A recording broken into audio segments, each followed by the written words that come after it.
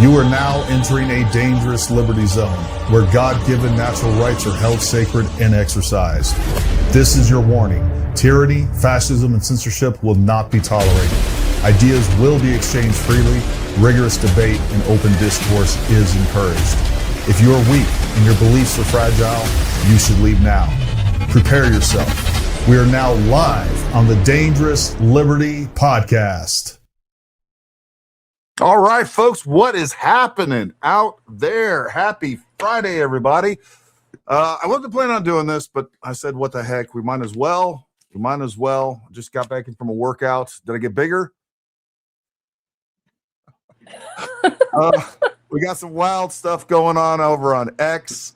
We had Candyland up in the chat. Matter of fact, I'm going to go through that because a couple things. Number one, I want to also highlight some of the things that Tammy was sharing with me as well. I love you guys on X. I love when you guys are over there. I love seeing you guys on X and then seeing you guys over here.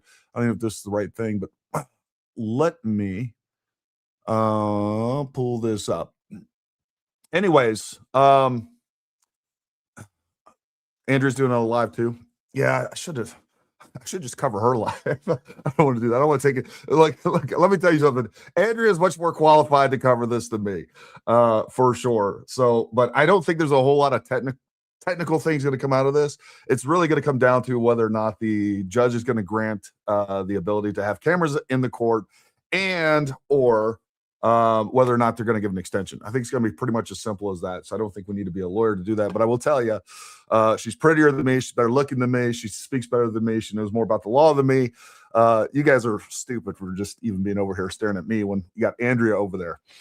Anyways, that being said, let me jump on right here because we had Candace up in the chat today and she was talking smack. And I'm in the middle of laying out a video over there right at this moment. And I want to share this with you because these are for those of you who didn't see this in our stream, I'm going to do a separate video just covering this because she wanted to talk some smack about the picture.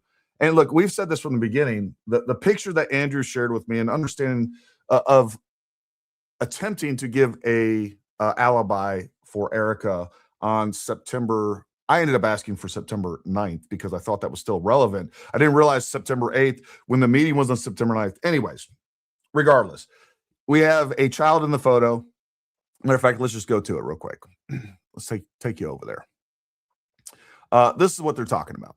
All right, so this is the picture that I ended up sharing. And we have this boy here that is clearly not Erica's son and her daughter.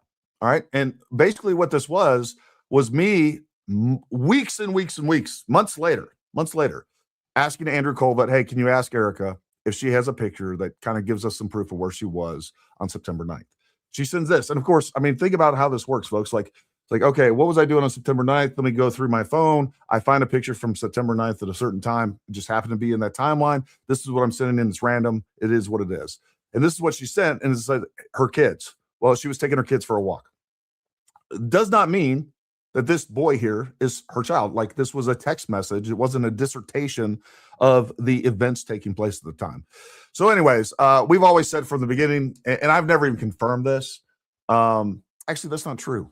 That's not true. What I did ask about from Andrew, I was like, obviously this isn't her son. He's like, no, it's not her son.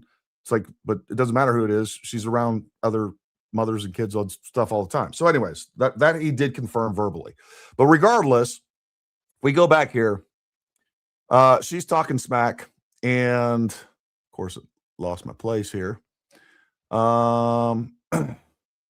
And I said, oh, look, the DEI queen of lies is in my comments. I got a banger video for you tomorrow, proving once again that you lied, all while crying, woe is me, like the victim method actor that you are. And please, folks, share this post because this is important. Because I lay out line by line all the things the discrepancies that we found in that video. And don't worry, I'm going to switch over to the live in just a second. But this is important. You didn't text Harpole until December 17th, a full 8 days after you defamed him with the Fort Huachuca premiere on December 9th. You also proved you had his contact information, but showed such disregard for the truth that you didn't text him before airing the episode. You first reached out on December 17th, only after hearing he planned to sue you. You further proved malice by airing the Mitch Snow interview on December 18th without hearing from him and with no proof he was there. You met with Erica on December 15th, 6 days after airing the Fort Huachuca story, while still in contact with Mitch Snow, setting up getting him on a live interview. She's already relayed this information, or he's already relayed that information to Candace, that he saw Erica Kirk, but she was waiting for the big premiere that ended up being on December 17th, or 18th, rather.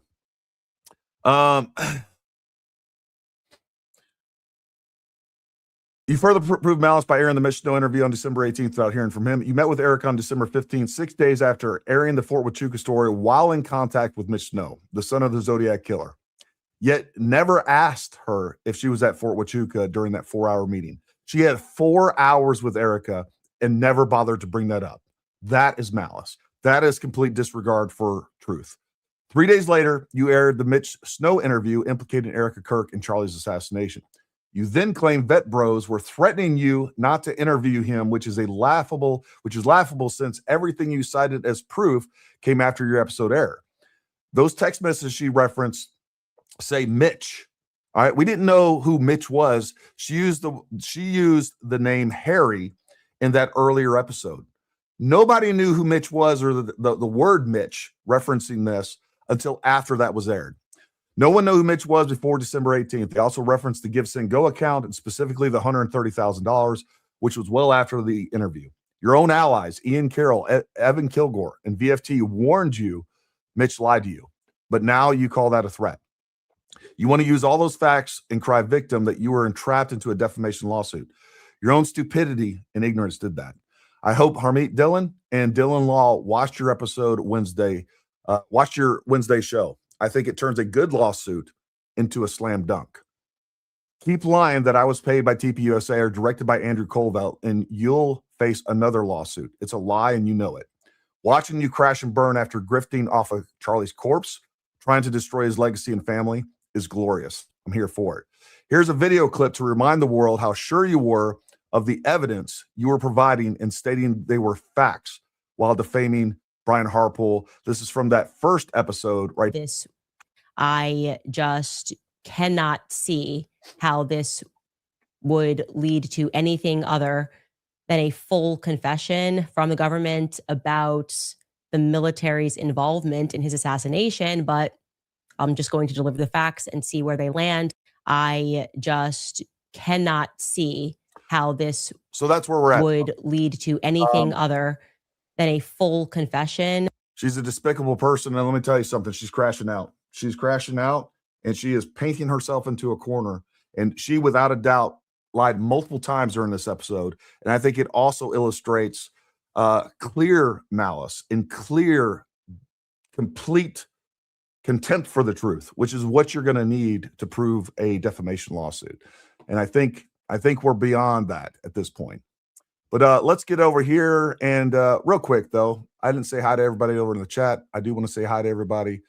We got Texas Motherbird, ex-Samurai, Obscure Moderator.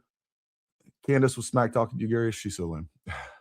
Rogue Mama, She Saved, and many, many more. Make sure you guys say hi.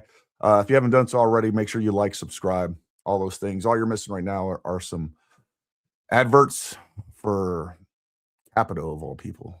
Talk about a rhino. I will try to get as many live chats in here as possible. And of course, we'll prioritize the super chats, but we love you guys. We love you. We appreciate you. We appreciate all of your support. Let's go over here and see if we can't skip through these and get to the actual hearing. Start, unfortunately, forgetting about this, and then you might be able to choose a jury pool of unbiased or fairly biased people. And I don't know if you're going to get anybody who's unbiased, but at least fairly biased. All right, somebody else. Hold on. I thought this was an actual. Let me get.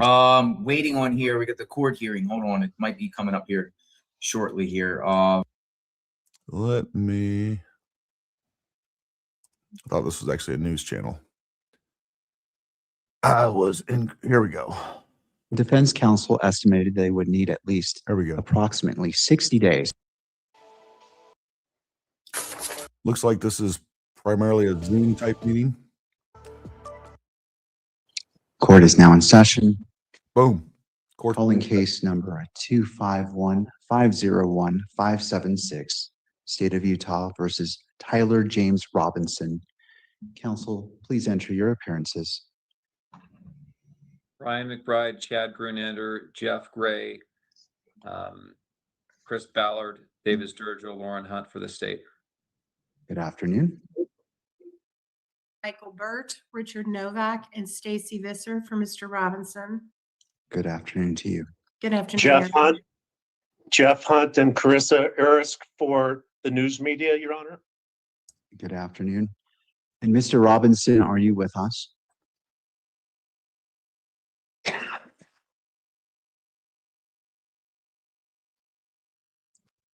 Let's try again. Mr. Robinson, are you joining us this afternoon?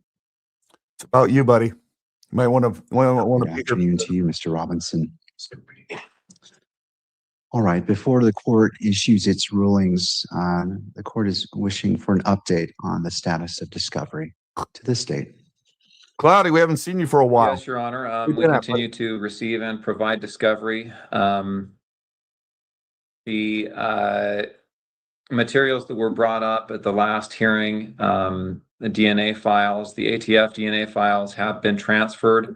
I think the defense is making their way through those. We provided much of those in digital format through an online sharing process. That wasn't workable, so we provided a jump drive with those materials from the ATF. We consistently hit the 100% mark where we provided everything that we have received, and material continues to come in, so we continue to provide that. So that's the status of discovery. FBI is still responding to the special discovery request. I expect to have that response within the next couple of weeks. They asked for some time when I spoke to them about 3 weeks ago. Who was that? Ex-Samurai. Ex-Samurai said, hey, why can't they just do this in person? Look, ultimately, this is just the judge giving his assessment on whether or not this is going to happen. They've already made the arguments of what, he's asking for an update if anything's changed. I don't blame them for not having a full hearing on this. It's pretty low key. I mean, it's whether or not the judge, he's just delivering his final verdict on that particular point of it. So I don't have a problem with them doing a Zoom. So we expect to have that response quickly as well. Thank you.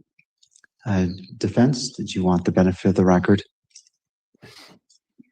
Special discovery matters that Mr. McBride was just referring to were the DNA files from the FBI. I just want to make sure we clarify that for Your Honor. And also, I think we just received 1,600 files either today or yesterday, I believe today.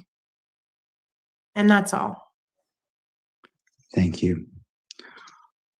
All right. Prior to the court's rulings on the two issues before it today, the court acknowledges the quality of the briefing and the professionalism and civility during the presentation of evidence and during the oral arguments. The court has taken the necessary time to consider the evidence before it and balancing the constitutional rights of Mr. Robinson and Ms. Kirk. These rulings take into consideration these important constitutional rights. I will begin with the ruling in order on defendant's motion to vacate or continue preliminary hearing pending discovery and to permit constitutionally adequate time for preparation. And I will be reading from my order and will be uploading the written orders very soon after this hearing concludes. Per the state's request during December 11th, 2025 hearing, the court scheduled a preliminary hearing for May 18th and 19th and 21st and 2026, but noted that the date was not set in stone and could be moved if needed. Defendant now seeks to continue the scheduled preliminary hearing via his motion to vacate or continue preliminary hearing pending discovery. For the following reasons, the court determines that a continuance is both reasonable and necessary to safeguard defendants' procedural rights while ensuring the orderly and fair administration of these proceedings with due consideration for the interests of the victim representative, the parties, and the public. The purpose of a preliminary hearing is for the prosecution to present evidence from which the court may find probable cause to believe the crimes charged. So it sounds like they are granting basically, delay on this, a continuance. Wild. Have been committed and the defendant committed it. And I'm going to omit the citations, but that will be in the written ruling. A preliminary hearing serves the essential purpose of ferreting out groundless and improvident prosecutions early in the process. Indeed, the preliminary hearing is a fundamental procedural right guaranteed by Article 1, Section 13 of the Utah Constitution. The decision to continue a preliminary hearing rests within the sound discretion of the trial court. Generally, a continuance is considered reasonable when there is a showing of good cause and the request is made for legitimate reasons. The court notes that the May preliminary hearing dates, which allotted some 5 months between the scheduling of the prelim and the hearing itself, was set as a goalpost for the parties and to preserve time on the court's calendar. This is defendant's first request for a continuance, and given the volume of discovery, the request is neither unexpected or unreasonable. At the time the present motion was filed, the digital electronic discovery had reached 12 terabytes. The defense counsel estimated they would need at least approximately 60 days to conduct initial review and possibly hundreds of hours to conduct a comprehensive review. Substantial discovery continued to be produced as of March of this year. The court recognizes that additional delay imposes real burdens on the parties, the victim representative, and the public's interest in the timely administration of justice. A defendant's constitutional right to effective assistance of counsel is no less important at the preliminary hearing than it is at any other stage. Providing defense counsel sufficient time to review the extensive discovery is necessary to ensure effective representation, and under the circumstances presented here, establishes good cause for a continuance. The scope of a preliminary hearing, however, is admittedly narrow and utilizes the lower evidentiary bar of probable cause as opposed to beyond a reasonable doubt.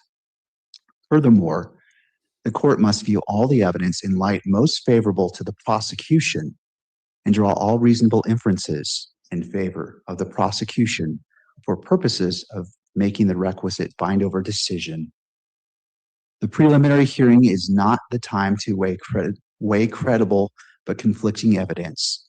Accordingly, any future requests for additional delay to obtain further expert analysis, such as DNA testing, must be supported by a particularized showing that the requested analysis is reasonably necessary to the fair resolution of issues, particularly where the existing evidence is sufficient for the limited probable cause determination at issue. The court is also mindful of the impact a delayed trial or delayed hearing may have on the victim representative's constitutional rights. To mitigate this impact, under Utah Code Section 77-38-7 sub 3, directs the court to consider the interests of the victim of a crime to a speedy resolution of the charges under the same standards that governs a defendant's right to a speedy trial. The court remains committed to the victim representative's interest in the speedy disposition of this case, just as it is committed to check everything off your thrill list with FanDuel Casino's Rewards Club. And with weekly bonus packs. Administration of justice. The court also concludes that the revised hearing dates reasonably balance defense counsel's need to review the present. Yes, obscure moderator. He's saying that it is delayed. All right. And he's given now a long drawn out I feel like I'm listening to Eco explain something, right?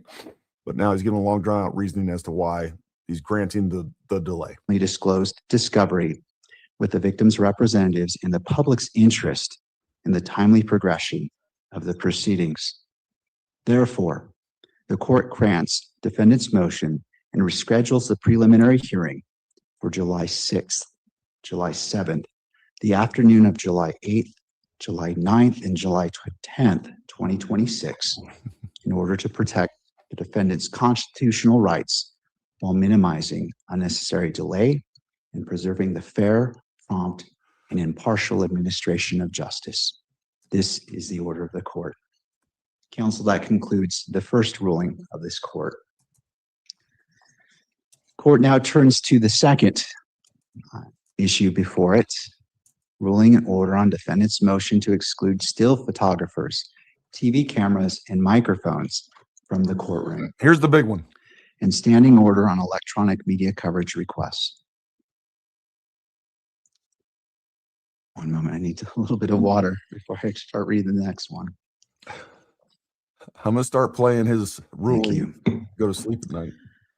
Before the court is defendant's motion to exclude still photographers, TV cameras, and microphones from the courtroom. Defendant seeks an order categorically prohibiting any electronic media coverage during the pendency of this case.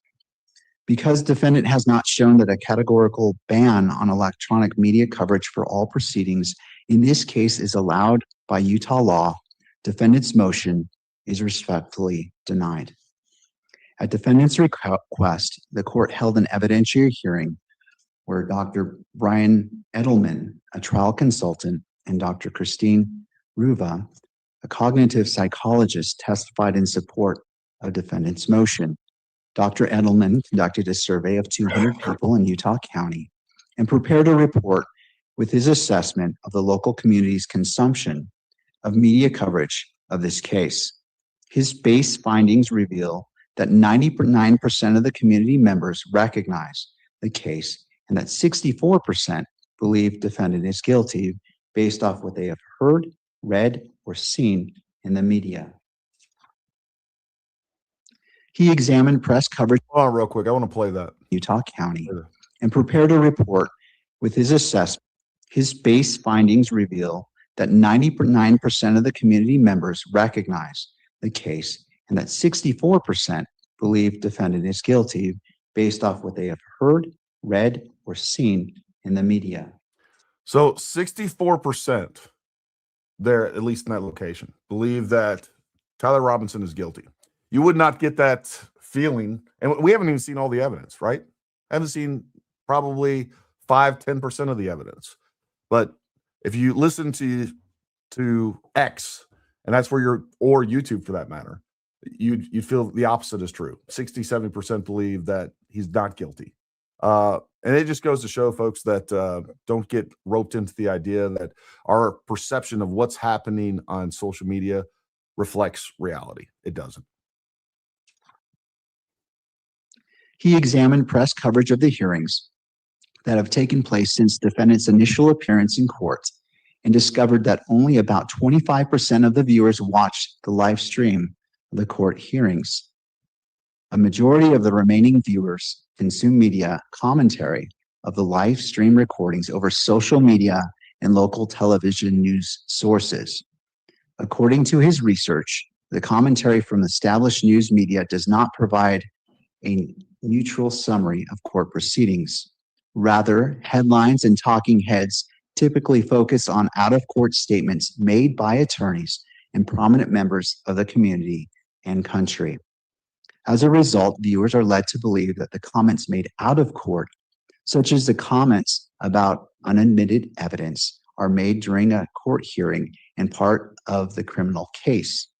According to Dr. Edelman, this commentary primarily supports the prosecution's narrative and is used as entertainment, sensationalism, and commercialization rather than to educate the public on what is occurring during the court proceedings.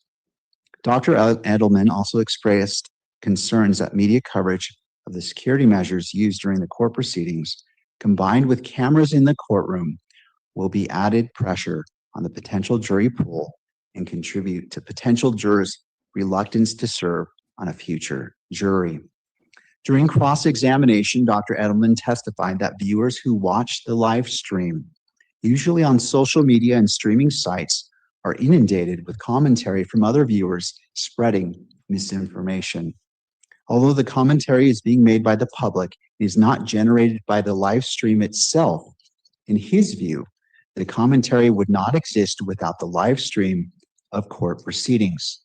Dr. Edelman's opinion is that continued media coverage, electronic media coverage of court proceedings will perpetuate prejudicial and misleading views of the defendant and the evidence and affect defendants' fair trial rights. Dr. Ruva testified that she specializes in the study of jury decision-making, specifically how pretrial publicity affects memory and the deliberative process. Among other concepts, her studies focus on source primacy of pretrial publicity, which indicates that if jurors are front-loaded with the extensive amount of negative pretrial publicity toward a defendant, it is difficult to overcome their initial biases, even if presented with positive publicity about the defendant or negative publicity about an alleged victim. Dr. Ruva examined the pretrial publicity referenced in defendant's motion, which she summarized as provoking moral outrage and predominantly anti-defendant, full of dehumanizing language and accusations of guilt. Dr. Ruva explained that the jurors have a high amount of confidence that the information they use to reach a verdict is based on evidence that was presented at trial. However, research shows that jurors' memories cannot distinguish between what was heard at trial and what was heard from pretrial publicity.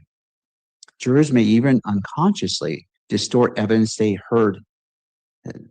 hear during trial to align it with slanted information they heard pre-trial. Because video and audio sources of pretrial publicity result in more emotional responses, these sources are better remembered than other sources of information. Dr. Ruva's expert opinion is that live streaming of all proceedings can lead to deep-seated bias in juror deliberations. And while juror questionnaires can help eliminate jurors with the explicit biases, they are not effective at identifying implicit biases. Dr. Ruva concluded with her expert opinion that to a reasonable degree of psychological certainty, this case is situated within a highly prejudicial pretrial environment that presents a substantial risk to juror impartiality. Based upon this evidence and an evaluation of the factors listed in Rule 4-401.01 of the Utah Rules of Judicial Administration, defendant argues that exclusion of electronic media is necessary to ensure Mr. Robinson's right to due process, to a fair and impartial jury, to counsel, and to be free from unreasonable searches and seizures, and to be free from cruel and unusual punishment as required by the 4th, 6th, 8th, and 14th Amendments to the United States Constitution and Article 1, Sections 7, 9, 10, 12, and 14 of the Utah Constitution. Members of the media, like members of the public, have constitutional rights to access criminal proceedings. Again, the citations will be in the order that will be filed. I will not read them right now. However, like the public, the news media does not have a constitutional right to photograph or video record public hearings and trials. Once beyond the confines of the courthouse, a news gathering agency may publicize with accountable to the guarantees of due process. Defendant argues that the decision whether to allow electronic media coverage is governed by Shepard v. Maxwell. Trial will prevent a fair trial. That the court must take remedial measures to abate any threat to the fairness of the proceedings. Defendant argues that because videoing defendant's right to a fair and impartial jury, this court should ban courtrooms for the remainder of the case. Just this court should ban media in the courtrooms for the remainder of the case.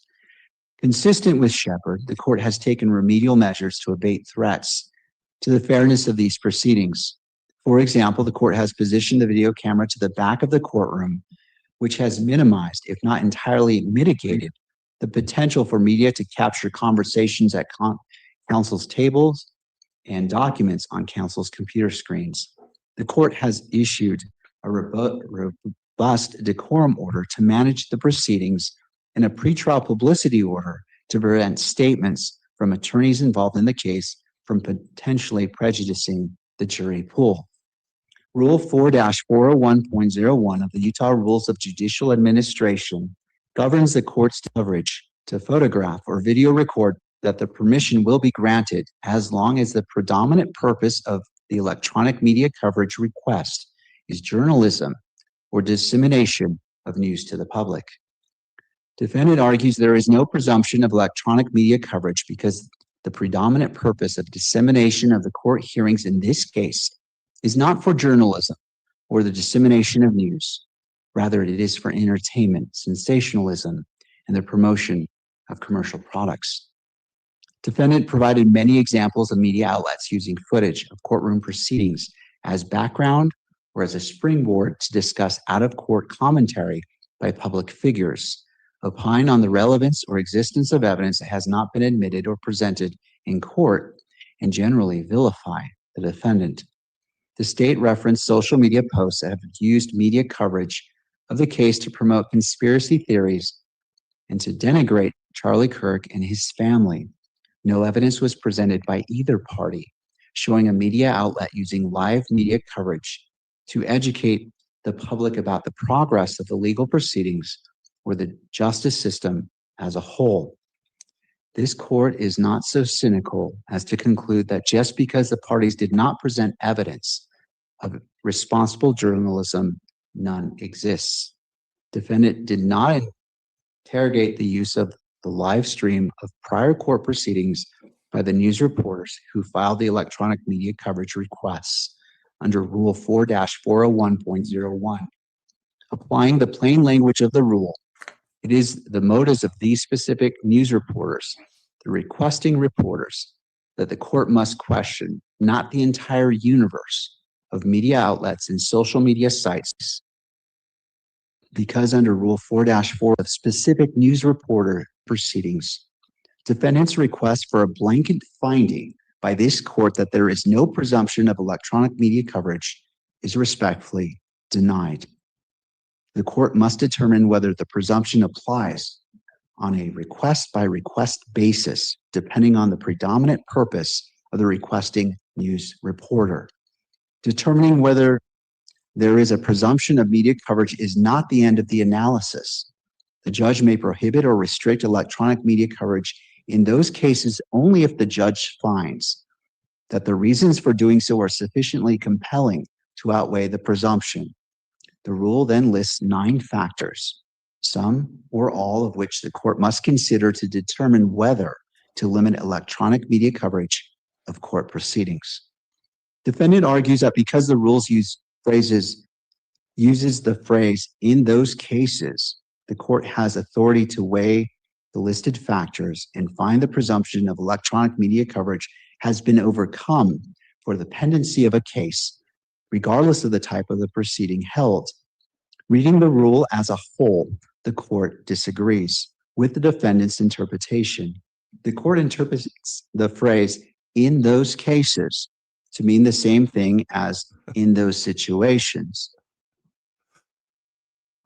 where there is a presumption of electronic media coverage. The court's interpretation is consistent with subsections 2C and 2D of the rule. Subsection 2C requires the court to make particularized findings, denying or granting a particular request. And subsection 2D requires that those particularized findings to relate to the specific circumstances of the proceeding rather than reflect generalized views or preferences. Court proceedings vary in character and substance. ranging from to All the right. trial I'm gonna itself. fast The forward. proceeding may vary considerably. Particularized finding about specific corporate spots for a categorical finding that the presumption of electronic media 0.013A requires news reporters to file an electronic media request at least one business day before the court proceeding. One business day is insufficient time for the parties to object to electronic media coverage or for the court to. News reporters are required to file requests for electronic media coverage of court proceedings. So that one is All right, we're gonna, As we are vacating the preliminary hearing, which is set for, I believe it's May 18th, the week of May 18th, that frees up time to address outstanding motions. And the court wishes to make best use of the time as you were previously scheduled to be there. So I'll turn to the parties to hear from you in determining if the parties will be prepared to address the motions that are outstanding.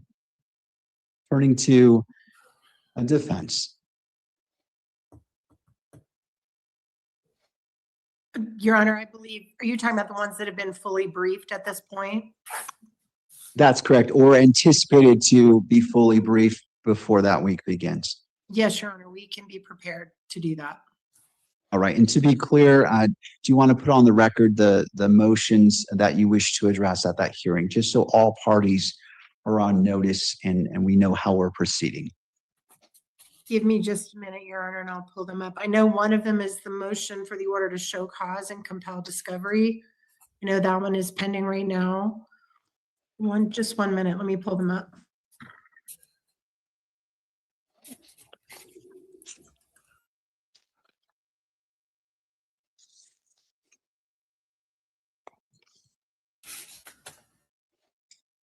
Kathy, while you're doing that, Your Honor, I show 3 outstanding motions. The one is the motion for an order to show cause and contempt.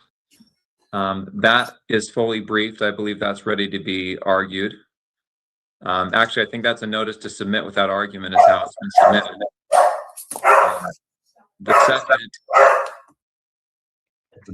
The second is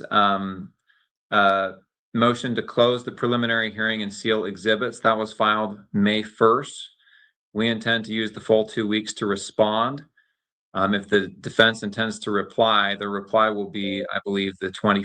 so they're talking about additional motions that haven't been addressed yet. So we're going to continue to see motions all throughout this, I'm sure. First, which will be, yeah, it's one of these lawyers' dogs, which is pretty funny and unprofessional. the day before the current preliminary hearing dates end. So I don't know if they intend to waive that reply time and argue it at that time or not. And then the final one is basically what I gathered there, Devin, is that number one, they're gonna allow cameras, and then number two, they are giving the continuance for the delay.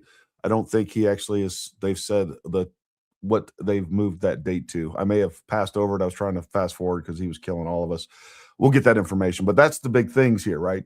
Is that number one, he's allowing the delay of the trial, the preliminary hearing, and they're going to live stream this, right? They're going to have media inside the courtroom, which is, I think, what we all really care about. Recent motion the defense filed to find the use of hearsay at the preliminary hearing unconstitutional. We intend to use the full 2 weeks to respond to that. It also hasn't been served on the Attorney General's office, so that one will not be ready by the time of our preliminary hearing dates. We're going to have to find another date for that. We've also objected to the motion to close the prelim and seal exhibits because our objection is that it's not specific enough. We don't know which exhibits that is. So that issue needs to be resolved too before it can actually, from our view, be argued and decided upon. All right. Thank you, Mr. McBride. Turning to Ms. Nestor. I do think we were waiting on their supplemental exhibit and witness list, which we have received. I don't know if they're still going to update it again, but that's one of the things we were waiting on before we identified which matters needed to be sealed in the preliminary hearing. So I know we could perhaps get together and talk with the prosecution about whether they anticipate adding any additional exhibits. And then we can probably specify which exhibits we think, but we had to leave it open because we didn't have their final exhibit list until within the last, I think, 2 days.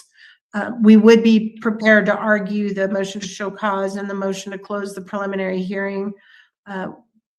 I do believe we either have, and I would defer to Ms. Visser, I believe we either have served the Attorney General or we are just about to serve the Attorney General, but I do anticipate that one might not be ready to argue by the week of the 18th. That one probably, I would agree, may need an additional, an extra date, but it would need to be heard prior to the preliminary hearing because it deals with whether some of the 1102s can be presented at the preliminary hearing. All right. So my understanding is it sounds like the parties will be ready for defendant's motion in limine to close portions of the prelim. Is that correct? Yes, Your Honor, and we will, we can supplement with specific exhibits now that we have their final exhibit list, I believe. I'll talk with the prosecution and our team, but I believe we can supplement that. All right. Chad Grunander, I'll add on to that. If it is supplemented, Ms. Nestor, it would probably need to be done rather quickly as the preliminary hearing dates or the previous dates are a week from Monday. And we would like the time to brief that and be on appropriate notice. I would imagine the media would have similar concerns, but so Judge Graff, I'm not entirely sure if we'll be prepared to argue that motion on the dates that are open for Your Honor, but we can work towards that. And may I add, Your Honor, this is Jeff Gray. Yes. Own a vacation rental? If it's not listed on Booking.com, it's invisible to millions of travelers on our platform. Don't let your vacation rental be invisible. Get seen, get booked. On Booking.com, Booking.yeah. With our response, they may choose to stay out of this at this point, but we still need to consult with them. I also, Your Honor, just want to make clear, we don't necessarily, we serve the Attorney General out of an abundance of caution, but we do think since it involves a rule of procedure, it may not really be required to serve the Attorney General under the statute, but we did it just. I love this. I'm streaming the court hearing. Paramount Tactile is paid to sell us this bullish story. He's an op.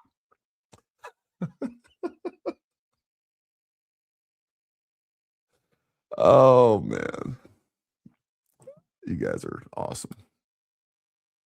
I'm streaming out of an abundance of caution, so I don't want to make it look like we're conceding that notice is required, although we are doing it. I see. Certainly our position is that it is required. All right. Well, I appreciate the parties sharing their views. Well, let's go ahead and tentatively address the motion to close the preliminary hearing, and we'll address that. How does May 19th at 10 a.m. look for the parties?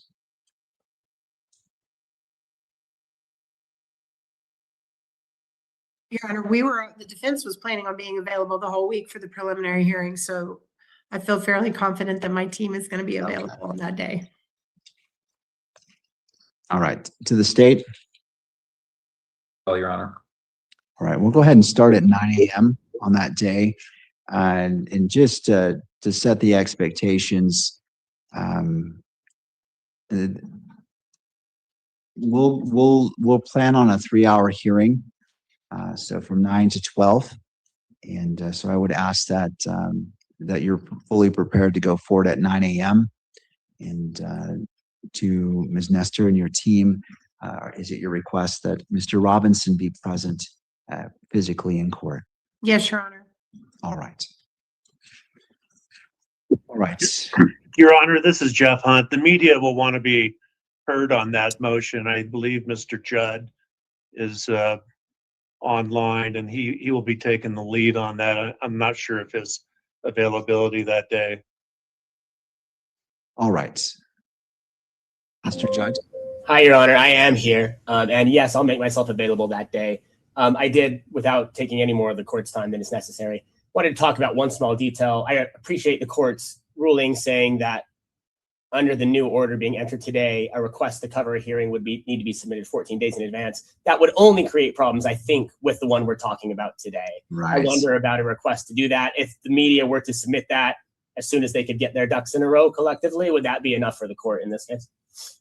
Yes, and I recognized when I issued, well, I was drafting the ruling that the one conflicting date would be this upcoming one. So I would request that the parties file, well, to be fair, until there's a request from the media to cover it, that wouldn't even come into play. Theoretically, if they choose not to file that, that becomes moot. And so for this hearing only, as soon as that's filed, please file anything that you wish to be considered as soon as possible to allow the other sides to reply. So please don't wait till the day before. If it's filed, I would say within 48 hours of the filing of media, the request for electronic media coverage, within 48 hours, parties who wish to file, please do so. Thank you, Mr. Judd. I appreciate you addressing that. The court's obviously going to be flexible about that issue given the short turnaround. Thank you, Your Honor. Judge Michael Burt for Mr. Robinson. Could I raise one issue concerning the court's order on the procedure going forward? Is the court requiring that we be notified of the requests, or do we have to get that from the docket? Given the short amount of time that we'll have to respond, I'm wondering if the court would consider ordering, if it hasn't already done so, that we be provided notice of any requests when it's filed. Well, wouldn't you be receiving, do you receive notice when the request is filed on the docket? Only when it's issued by the court, Your Honor. We don't receive notice of the requests. I see. Well, let's see here. That is a good question, Mr. Burt. I appreciate you asking that. Let me just take a look at what options we may have to address.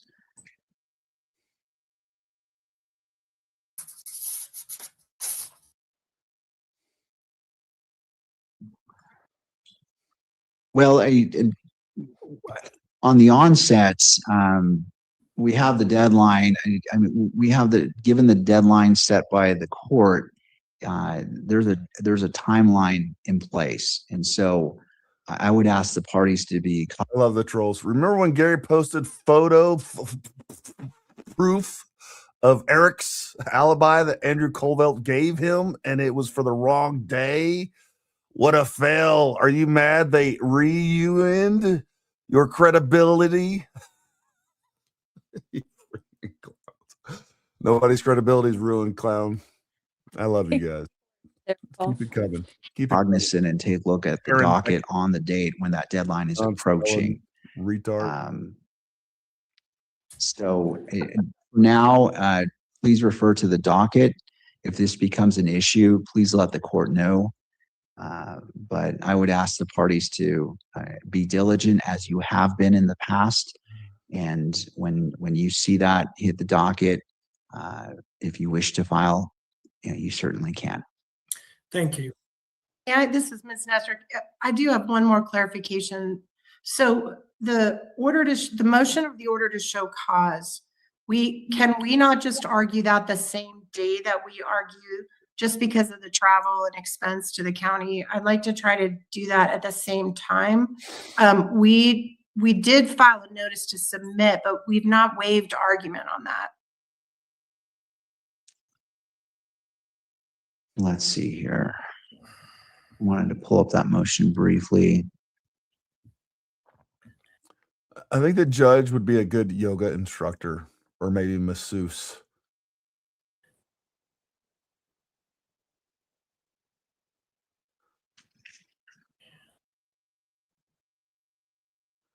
There's a few things on the docket, so it takes just a little bit to get there.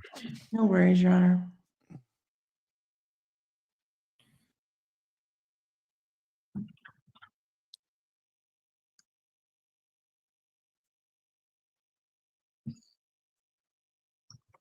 All right, we're I gonna. don't anticipate there would be any testimony at that. It would just be argument. So we shouldn't need too much more extra time. Gonna move into a downward dog pose now. All right, I see. One moment. We're just gonna hold it. That's right. Gonna hold it right there. I know. All right. Now we're gonna go to baby pose. Oh, I can feel it. So what you're saying is you're not requesting an evidentiary hearing. You're simply requesting oral argument. Is that my understanding? That's correct, Your Honor.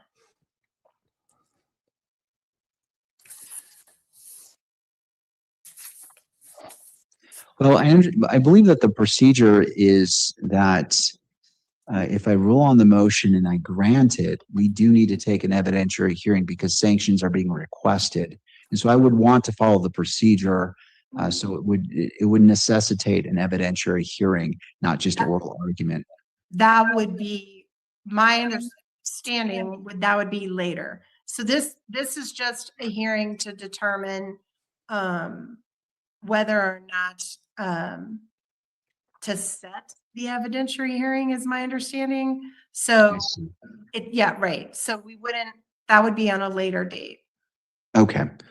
Well, we can address oral argument for that, and then the court will make its ruling and take it from there. Obviously, I'm not weighing in either direction. I want to consider everything that's before me, but we'll set the oral argument as well on that same 19th date and address that issue as well.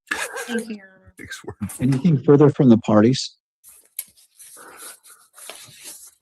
I don't think so. All right. Thank you to all parties for being here. This concludes today's hearing, and court is now in recess. Thank you. All right. So I don't know. I kind of expected them to grant the delay. Let's go through your comments real quick because I think there were some good ones that are worth addressing real quick. Let's see. Well, let's go up here. Let's do this. There we go. Well, Jen, what'd you think? I'm taking a nap because the judge lulled me to sleep. I hear you. I hear you. I'm waiting for the podcast where Gary talks about the fake ass alien invasion. Folks, I've talked about disclosure multiple times. You guys know, if you guys are watching the channel, we've had Ashton on. Like, I'm a big believer in ETs. I am. UAPs, I love that stuff. So Gary, USOs, yes, ma'am. I was watching and they were talking about the article that came out where the government is having meetings. You're breaking up. You're breaking up real bad. I don't know if it's just me or everybody, but you're breaking up. Can you hear me now? Yeah. Go ahead. So the government is having meetings with religious leaders to prepare their congregations for the news that there are actually aliens. Yep. I've seen the reports. They've met with some governors and some other politicians as well. Like, disclosure's coming. And as someone else stated, it's not mutually exclusive when it comes to any sort of religion, the Bible itself. I don't think that there's anything that excludes the idea of other alien beings being in this universe. Yeah, look, this is going to address a lot of the comments that we had in the chat, and that is, yeah, the judge is going to be extremely careful, and he is going to err on the side of the defense to avoid any sort of appeals process down the road. I love this comment. This is true. 12 terabytes, but somehow people think there's no evidence. You only believe there's no evidence if you decide to stick your head so far up your rear end and you don't want to believe in evidence.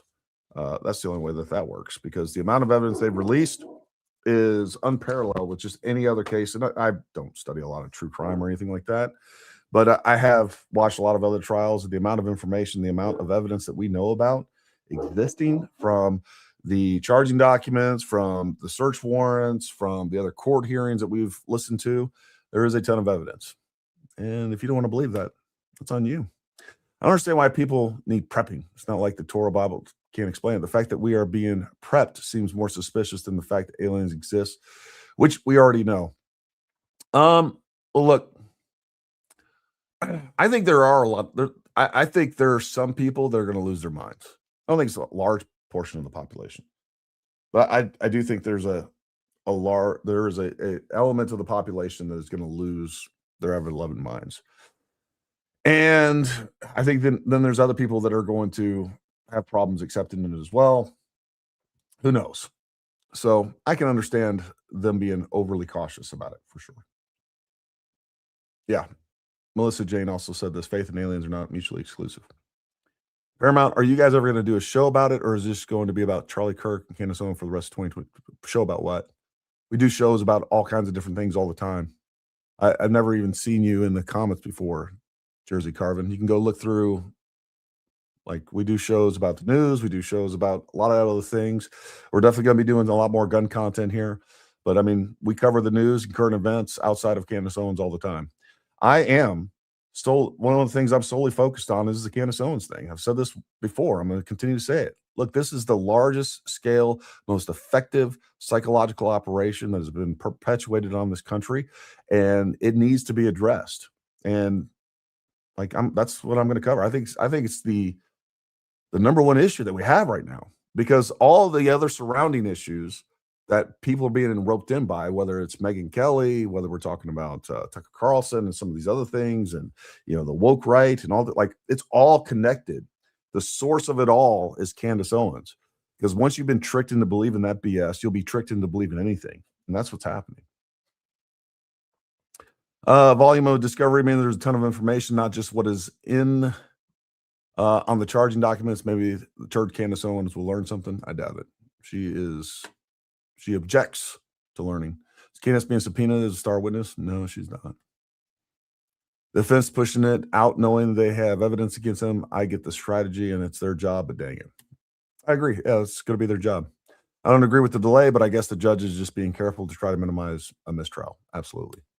And to minimize appeals being granted afterward. They have to make sure that they cross every I, or dot every I and cross every T. That way he doesn't weasel out. True. He's making me sleepy with his monotone voice. As a non-practicing attorney, it's all pretty standard, to be honest.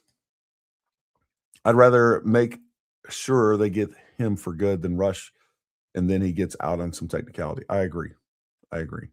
Like, ultimately, I think most of us agree that have been studying this is pretty much going to be a slam dunk case. We don't want them to, we don't want them to be able to kind of point to any bias from the judge or anything. I think it's prudent that the judge is, going to every means, doing everything he possibly can to make sure that that they don't have anything to complain about. Or if they do complain, they're going to appeal the case, but it's going to look so frivolous that it won't matter. That's the goal here. Yes, he doesn't get to be exempt from media when he stole Charlie's life with live footage. Look, he wanted to make this a public spectacle. I think he deserves to be a public spectacle. If the defendant doesn't care, a good lawyer will stall a decade if they can. Plus, then they can use memory loss as part of the tactics. It's true. That's actually a really good point, Melissa. Because the public starts to forget. And I think that's what she's really pointing to, and jurors too as well, right? So the longer this kind of gets stretched out, I could see that taking place. That's a good point. You have to think about appeals too. If the judge doesn't allow them the time to look over everything, that could lead to an appeal based on ineffective counsel. True story. I wish to get information about the HANA virus thing from podcasters and streamers, but it seems like this whole thing is turned into Candace Owens internet. Like, Jersey, you're just a troll. Shut the fuck up. Like, go watch Fox News if you want to talk about the HANA virus. I think it's BS, if that's what you want to know. I think it's another scare tactic. They're talking about, issuing, putting out masking orders and stuff like this. Like, just stop. Go watch Fox News, man. Go watch CNN. You want to watch that? Go right ahead. It's a lot to ask. People should try to watch court hearings. There's be many election court cases that show mass crimes and the judges covered up obvious mass corruption. Okay. Pray for a good jury. I agree. Thank you, Odorized Ramblings. He made a public spectacle. We, the people, we, the public, should be able to watch him get held accountable. Exactly. Good point, Mandy. It has to be live streamed for accountability and transparency. Agreed. Where was Charlie's constitutional rights? Agreed. Jump says the same corrupt courts that went courts, C-O-R-T-S. You guys start making me think that you're foreign bots. After good lawyers that fought against the election coup disbar the good lawyers, we have a very sick system. Yeah, that's why we want accountability. I think that's another reason that we should have almost every court case should be live streamed for accountability. Corruption happens behind closed doors. And when we can view it in public, we can make an assessment of what's going on. The more information we, the voters, have allows us to make good decisions at the election booth. And then that has a trickle-down effect on what type of people end up in our courts as well. Layers of protection and pause break every few minutes so Gary can go off and say something that I was thinking. we were on the same parallel there.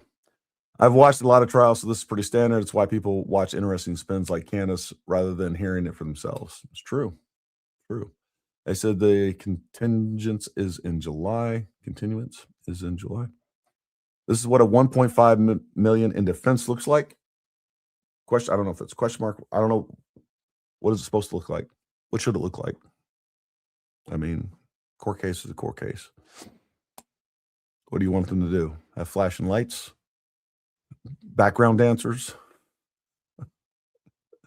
No cameras or journalists who request access to the live stream who have demonstrated fair and unbiased info on the trial, not talking heads who sensationalize. It's funny that all they can do is say that you're paid either opposition because I can't beat you with the facts. 100%. I can't imagine being a defense lawyer for actual criminals who are guilty. That has to wear on your soul. I agree. Yeah. Court TV and Law and Crime will definitely be streaming it. Legally can't. All they can do is make it mandatory for people to get permission. It's a workaround, but they can't block a court proceeding, not of national security nature, part of system public right. Aliens and ship have been marked on rock in many locations for thousands of years. It's not like it's all new. I agree. I agree with you there. I feel bad for the normies that don't know better, but the blue anon and QAnons are going to break. Gary, you got one rifle and one handgun to fend off the aliens. What are you taking? It'll be an AR. And probably something like a Glock 45 or Glock 19. I'm not a big fan of Glocks, actually. My preferred gun is a Walther. Right now, it's what my duty gun is and training gun is. That being said, you can get Glocks everywhere. Glocks are everywhere. They're parts. People have all kinds of everything from 3D printing, but you're never going to be the AR for an all-purpose rifle. It's accurate, high capacity, parts for it everywhere. 5.56, 223 is very easy to find. Like an AR is probably the best general purpose rifle, period. Something, so I mean, you can use it for home defense, you can use it for hunting. Kind of hard beat. Stuff for it everywhere. Isn't it odd how Candace knows these hearings are on but never covers them? Yeah. Wait, governor contractors met with pastors to say alien lies are coming. Get ready to defend the truth. Two different meeting with different pastors. Not be ready for aliens, but to reveal it's a trick is what contractors said. Be ready. Oh, I'll definitely be covering that. And we'll probably end up doing a full show on that for sure. I want to see. I've seen a couple of initial reports. We'll see what comes out. This was Jenn. She said she lived in Arizona for 35 years. We had hantavirus out there and occasionally heard of people getting sick in Arizona and New Mexico for the last 20 years. Not that big of a deal. There we go. Same thing. Yeah. So that's kind of where we're at with this. Yeah. I'm not buying into the whole hantavirus scare. I think it's sensationalism, fear mongering. That's what they do with these things. That's how they control people. So not that concerned about it. And notice it's like it's the media that's bringing this out. It's not like I'm not aware of any like health official or anything that's come out and said a whole lot about it, or anyone from the Trump administration. It is the news doing what it does, and it's making, just going for the sensational and salacious and stuff that puts people in fear. So it is.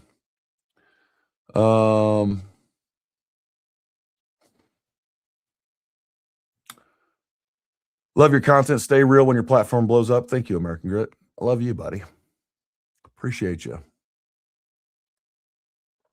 Gary, I'm shopping for gun parts besides gas rings and other small parts. Should I have plenty of to repair an AR-15? Bolts. You want extra bolt faces? That's the thing in combat that I saw broke the most, and I was the senior 18 Bravo on the team.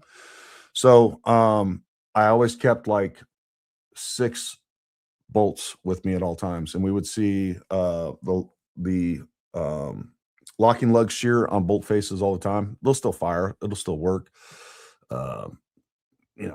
I've seen guns go 10,000 plus rounds with sheared locking lugs. I'm sure it definitely did a great performance. Probably, it's probably a little less safer than having all the parts on there that you're supposed to have as part of the integral system that it is. But have some extra bolts. The other things that break on an AR. I mean, that's the main thing that I've seen. And yeah, it's good to have gas rings, but honestly, I'd be more concerned about the bolts itself. I'm trying to think if there's anything else. It's always good to have another, have an entire trigger parts kit. I've seen those get broken. I think that's about it. Yeah,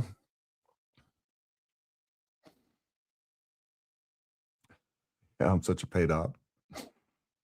I'm a paid op, making all the big money. Facts of new 10 to 07 life, but at least the libs in Tel Aviv finally realized no one is safe.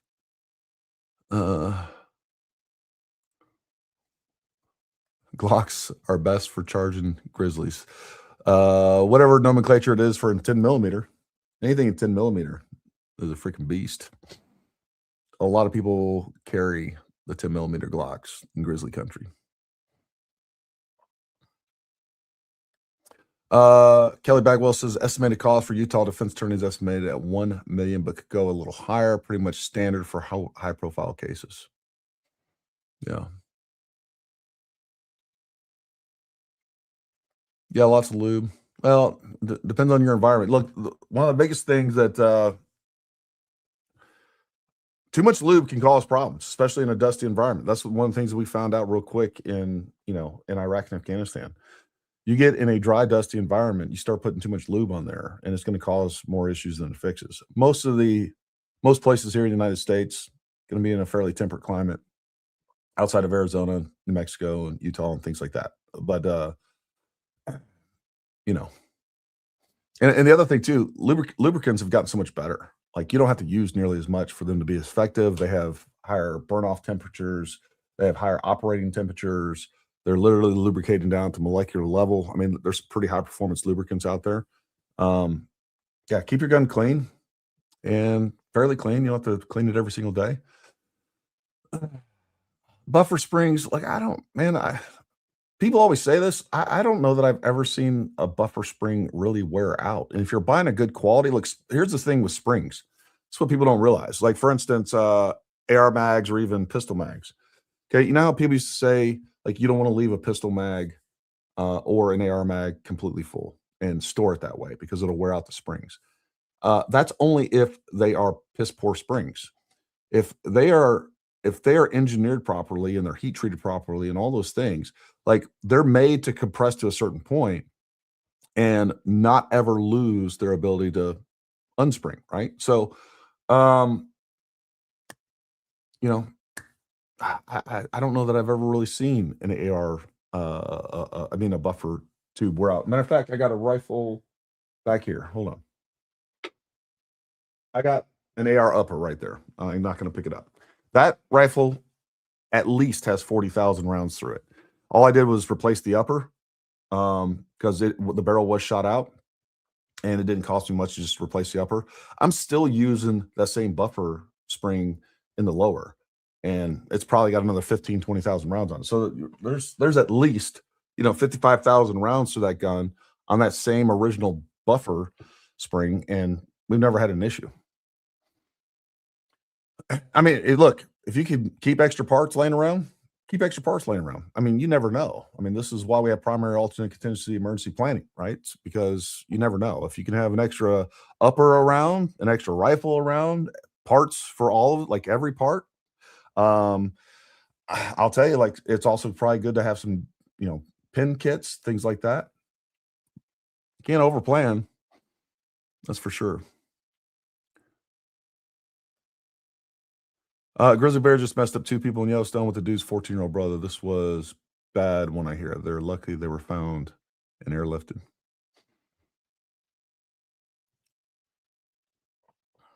Jackie Blue, Gary, your efforts have made a huge difference out there. Thank you very much. I appreciate that. I really do. Paramount Tactical, you can interview Pastor Alan Dito. He was actually in both contractor meetings 4 months ago, and the same day came back warning people. He also did live explaining it a couple days ago. Yeah, I'd love to have him on, actually. Jen, find this guy. Have him on by tonight, 8 p.m. Sure.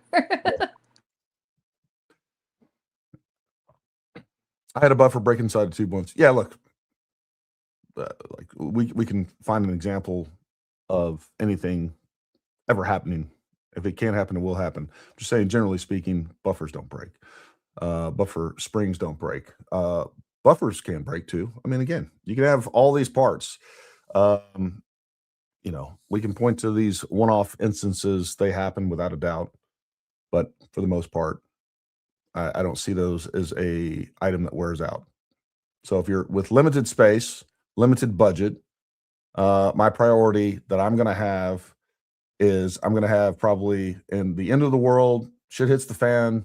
I got at least 2 extra bolts for my AR. And then whatever other parts that you can afford to throw in a kit somewhere. Nothing wrong with having them. And having a good punch set and having a good tool kit, that's really important. People don't think about that. You got all these extra parts and the actual skills and ability to take your gun apart. Like, that's another thing that you guys should be doing is, I mean, there's nothing complicated about an AR. You just got to have, a lot of people are scared to take an AR apart. Don't be. It'll go back together, I promise you. So take that thing apart, put it back together, understand how those systems work and operate. And, so when something does hit the fan and then you do have a broken part, that you can take, you have the confidence in your own abilities and making sure that you have the tools necessary to be able to fix your guns in those types of situations. What about all the videos of farmers finding boxes of ticks on their farms, ranches? It sounds like a Bill Gates type thing. I'm not aware of this, Daisy. Not aware. Thank you very much. I recommend your channel off. Thank you, James. We appreciate that.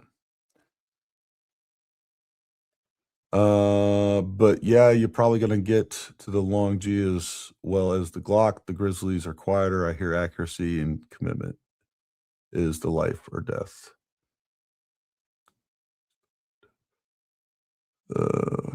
Okay. In your opinion, what would be a good handgun for a lady? I've put out videos on this. So, well, the first thing that any lady needs is she needs some training. And the last thing that I want you to do, ladies and men that have ladies in their lives that you want them to be armed, is go put them on a small handgun.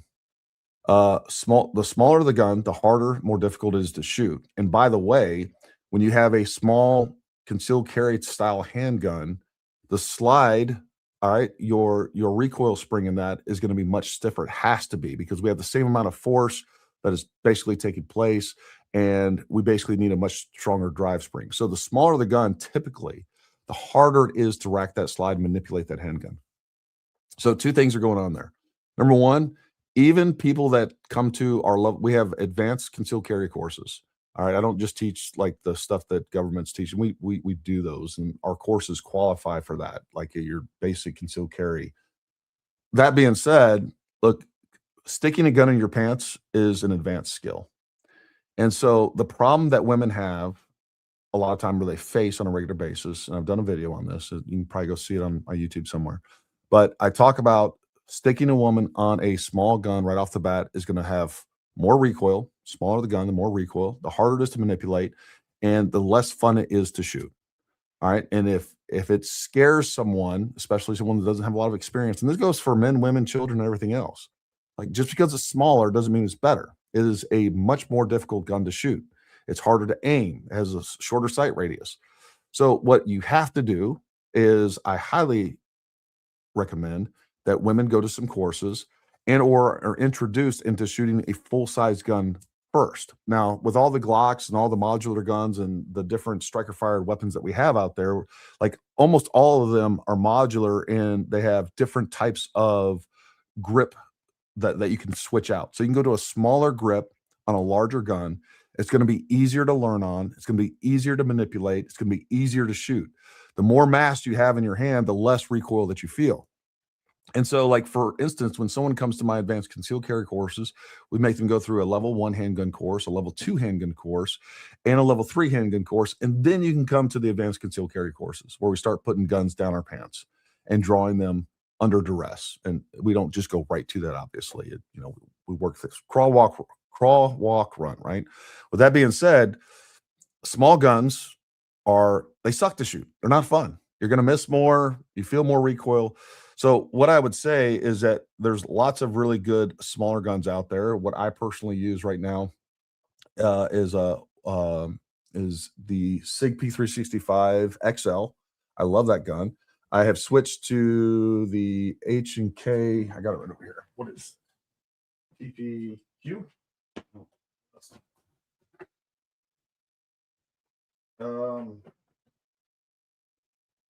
CC9.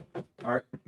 The HK CC9. I'm getting ready to do a full review on that. I like that gun. That's going to replace my my SIG that I've been carrying for like 4 or 5 years at least.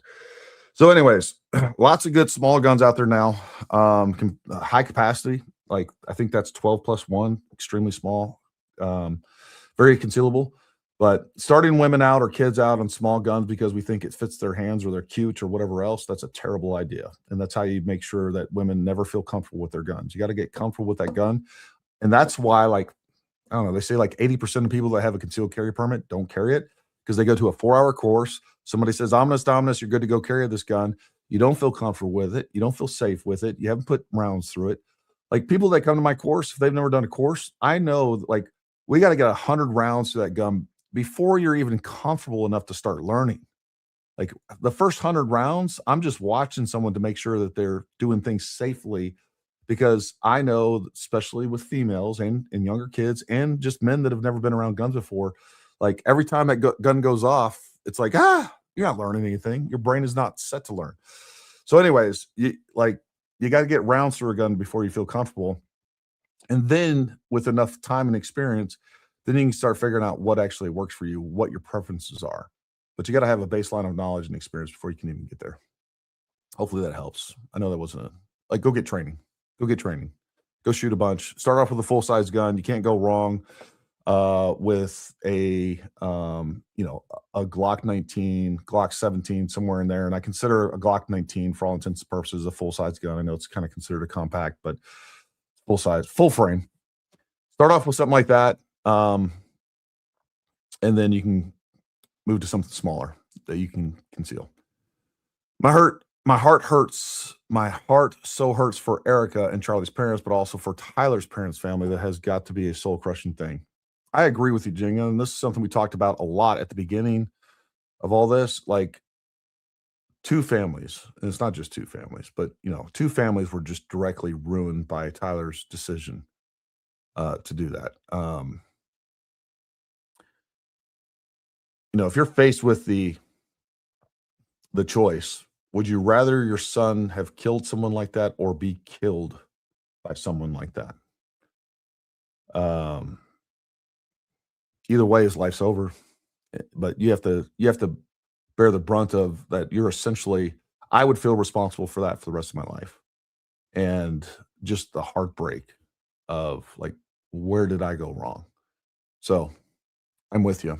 And I, not only do I feel, heartbreak for Erica because of what happened, but I mean, honestly, everything that she's went through and the way that they've attacked her, led by Candace, has been as worse or as bad or worse than just the loss of Charlie.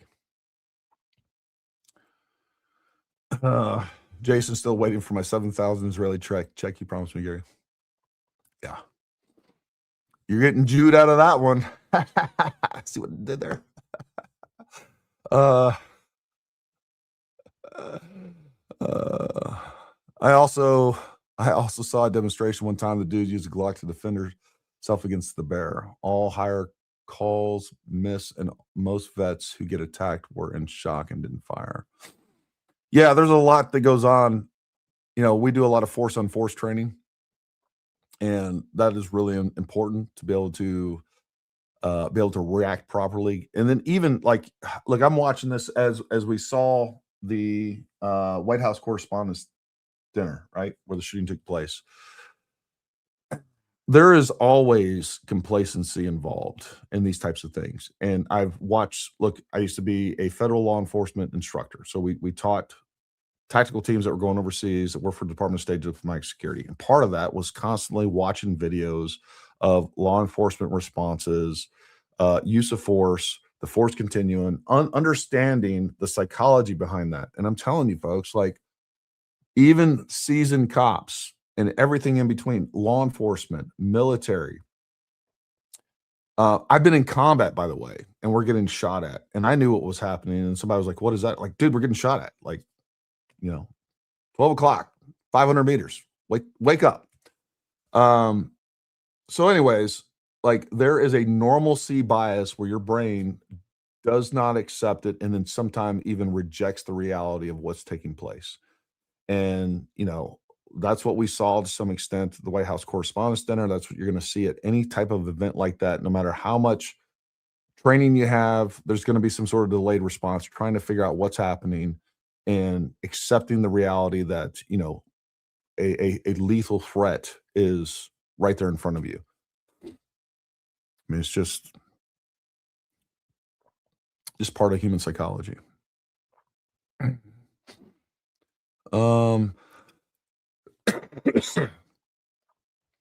didn't realize this. Yeah, today is Charlie and Erica's anniversary.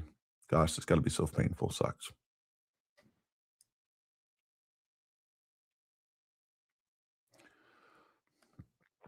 Exactly. What is the point of an empty mag or even a partially empty mag? I think I guess you're referencing back to my spring discussion. Properly engineered springs, just to clarify, properly engineered magazines, high quality mags, they can be loaded. They can be kept loaded indefinitely, and they will always work. Now, I'm not saying you won't find bad ones, and that's why you need to number your magazines. And it's not just the springs that can be bad, but the feed lips and everything else. You number or some way identify those magazines. So when you're on the range and for instance, you have a misfeed or you have a double feed or something like that. And then you can look at that mag and be like, oh, this is alpha 1. And if it happens again, and it happens multiple times, that way you can identify like, okay, something's wrong with this mag. I always spray paint them and then I'll use them for training mags just so that we can actually train and actually identify any sort of malfunctions. So, immediate action drills.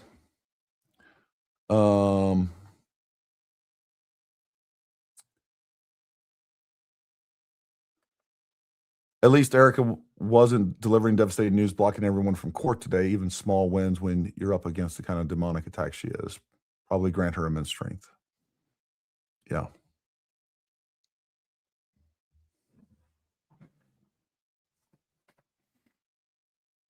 This is funny. Melissa, I can't type if I don't have my glasses on. I get yelled if I use all caps.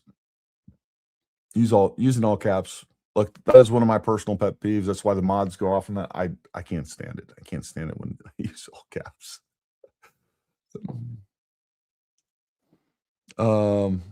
Jenn has been doing a fantastic job. I just saw that comment and I scrolled by it. She's been doing an awesome job. So she's been a huge addition to the team, made this show so much better. She does so much behind the scenes. She frees me up to be able where I can do some work things and gun stuff and business things that quite frankly I've been falling behind on because of all this.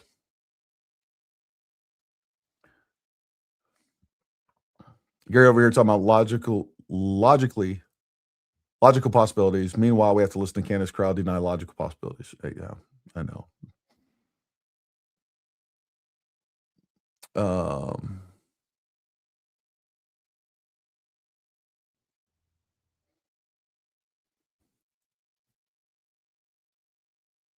Saying people can't get to the rifle as fast as they can get to the Glock. Bear stalk their prey. You're right. And as a matter of fact, just like in Iraq and Afghanistan, what I wore was a chest rig. So on my kit, I actually had my pistol right here at my chest. So, you know, with when we're talking about defensive or combat shooting, you know, we have a draw process, and this is the level, this is position 3. Basically, as soon as you draw, you're already at position 3. I can literally draw, and I can actually shoot from this position if I had to at close quarters.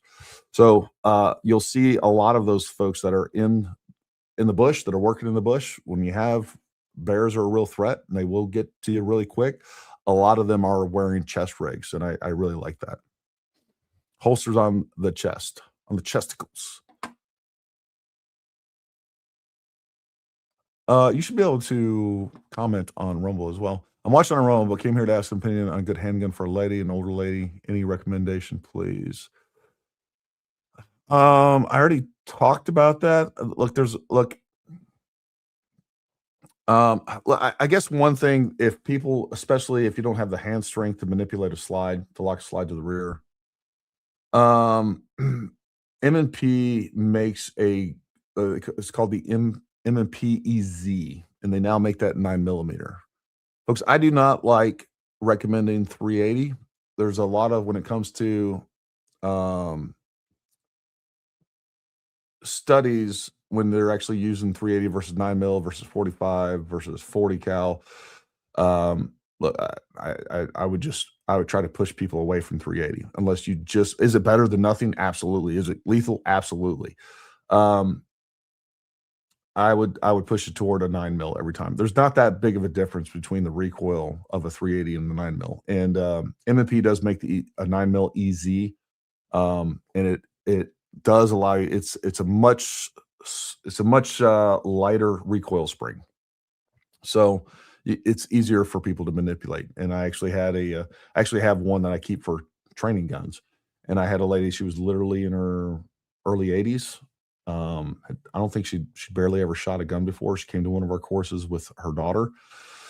And I ended up putting her on that. The gun she had was a small gun, and I don't even allow a compact or subcompact guns in our handgun courses until we get to advanced concealed carry courses. For that reason, they're just so much harder to manipulate and so much harder to shoot accurately because they are so small.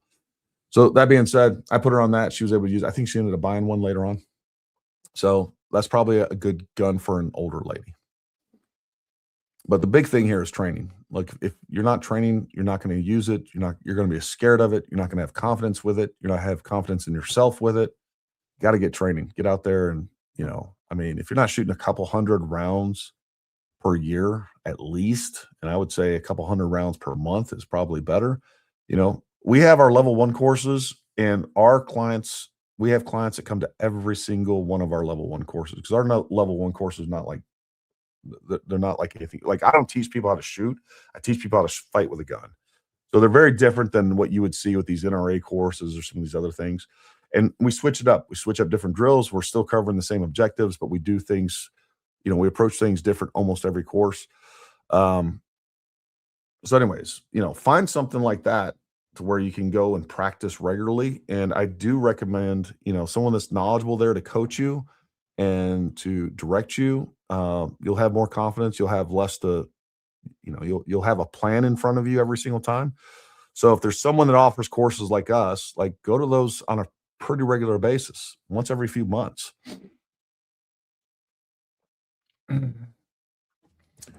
Gary, what do you think about what the defense is asking for in terms of data analysis from the FBI and ATF? It's my understanding that they haven't been given the actual data. I've also, I believe it was in one of the reports, or they talked about it in one of the court hearings. I also think that correct me if I'm wrong, but I do remember the prosecution basically saying, look, we don't even need that.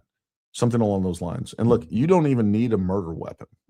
And I was watching a show the other day, and they were talking about this. It was they were following cops around. This guy was on camera. They basically he committed 2 homicides within a couple hours, and they were searching his house for the gun. And this happens all the time. Like, the preponderance of the evidence will get to the point where they don't even need the ballistic evidence. Like, all the other evidence is so strong. And we have him admitting to the murder in multiple different ways, in multiple different formats, to multiple different people. We have him on camera. Like, they could have never found the rifle, and he would still, in my opinion, non-professional, non-attorney opinion, would very likely still be found guilty of murder. So I don't know exactly what's going on with that. I know they're still waiting on it from the FBI. Andrea talked about this. She said it's normal. It's one of those things that does happen where, the federal level, if they have evidence, sometimes they just drag their feet a long time before they get it to either the prosecution or the defense. So I don't put that much into it.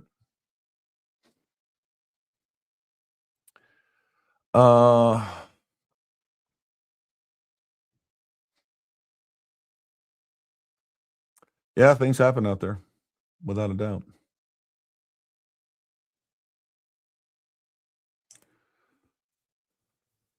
Well, this is 100% true. For everyone afraid of guns, I assure you, it's better to have and not need than to need and not have. Too many criminals have the upper hand. It's true.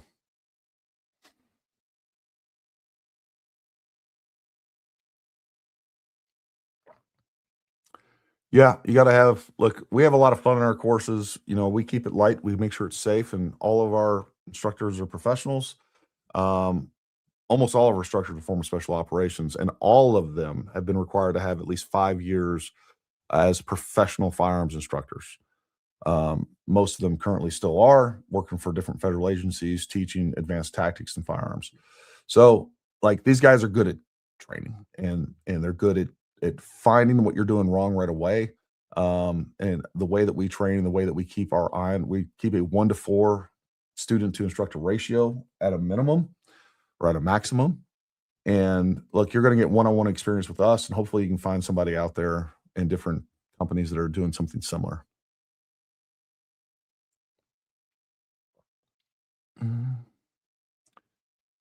Yeah, this is a lot about technique, a lot of being able to manipulate a slide. Everybody wants to hold the gun way out here and do it where you're not strong. Whereas if you bring it in and you actually grip the slide properly and you use a push-pull method, I haven't found a woman yet, other than, like I said, that 80-year-old woman. She's she might have weighed, I'm not even kidding, when she might have been 90 pounds. She was one of the smallest, most petite females I've ever seen. And she was elderly. But most women and they may not get it right the first time, but by the end of a course, they're manipulating and locking back a slide, no problem. It's a technique issue. It's not a strength issue.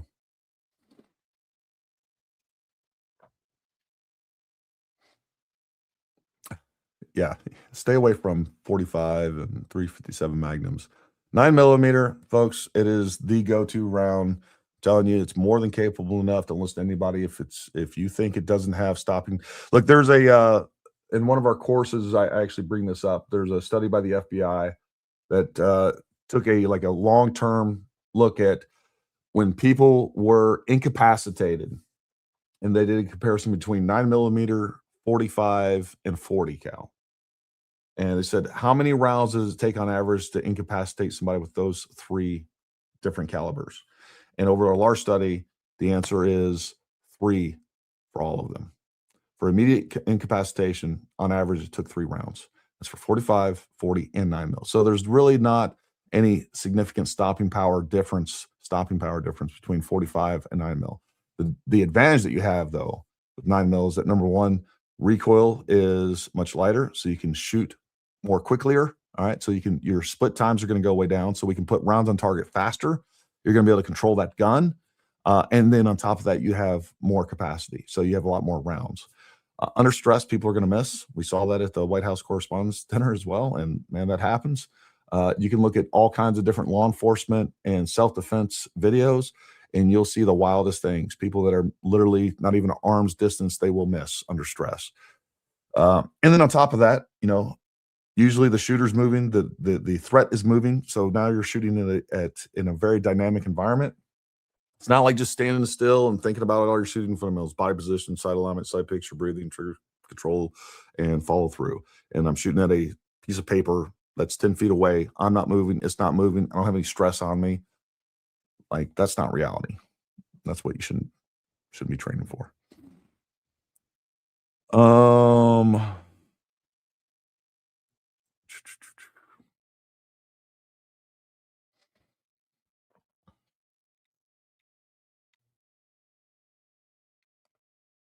I've heard bad things about the P365 that it misfires. I've never seen the P365 misfire. The P320 has issues. I personally have 3 different P365s, and look, I'm not a big fan of SIG, to be honest with you, and I wasn't a fan of SIG at all until that pistol came out. And even then, I didn't want to like it, but I did. And so I have 3 of those. I've never had any issues with them. I've never seen a single issue with the P365 that's come through training. I've actually, until last year, I didn't ban P320s. Last year, I did ban P320s from our courses, but even then, I never saw one of those have an issue or an uncommanded firing. Like, I never seen any issues with them. So anyways, I've never seen an issue with P365s. I'm not aware of anyone even saying that, to be honest with you. Look, there's going to be anecdotal of everything, right? Like somebody somewhere is going to have a problem with a gun, 1 out of 100,000. They're going to go to a forum and they're going to talk about it, and it gets spread all over. Oh my God, P365 or whatever it is, right? That's part of the problem.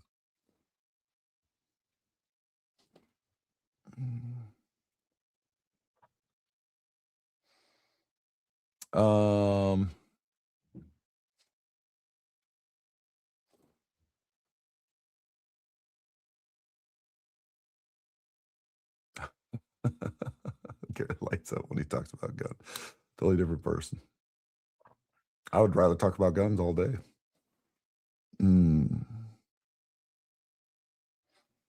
Yeah, a lot of states do have open carry, and like in West Virginia here, and I hope to see it happen more, but West Virginia a few years ago, we went to constitutional carry, so you don't even need you can still carry a gun anywhere you want, pretty much. And the only permit that you need is the Constitution itself. They do offer concealed carry permits here in the state, and I do have one because it's free to veterans, and I have my wife have one too, because then it also gives us reciprocity in Virginia, and Virginia's 20 minutes south from me, Maryland's 20 minutes north of me. It's our West Virginia permits don't carry over into Maryland, but my wife actually has a Maryland permit. I don't. But I don't ever go anywhere without a gun regardless. But irregardless of that, my favorite noun word. It actually drives me crazy when people say that. Phyllis, heartbreak for TR's family. I'm just being honest. Yeah, no, I'm with you. Well, I'm saying, I'm just talking about how the parents must feel, because they have to feel heartbroken for feeling responsible for the death of Charlie Kirk as well. They definitely don't get as much pity from me as Erica Kirk and her kids, for sure. But that being said, I mean, it's a tragedy on either side of that.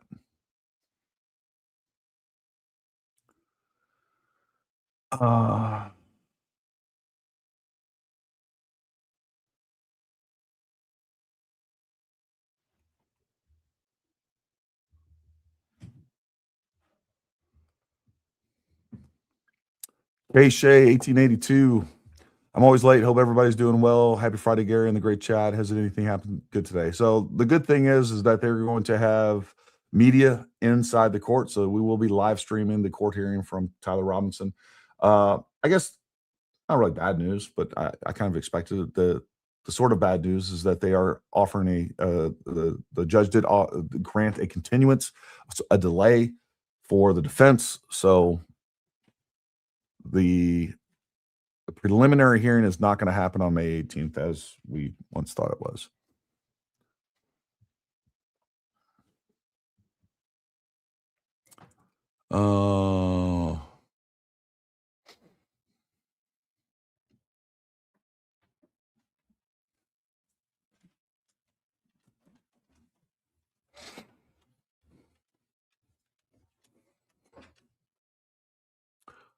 And I'm only 43. I saw fun before the war started. I think it was the stress. I literally went blind overnight.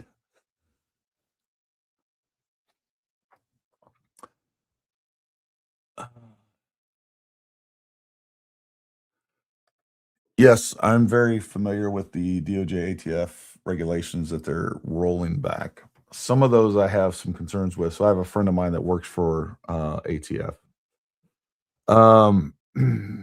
Some of the problems with some of the things that they're coming out with are they're going to be basically easily reinstated if we get another administration in there. Some of them not so much, but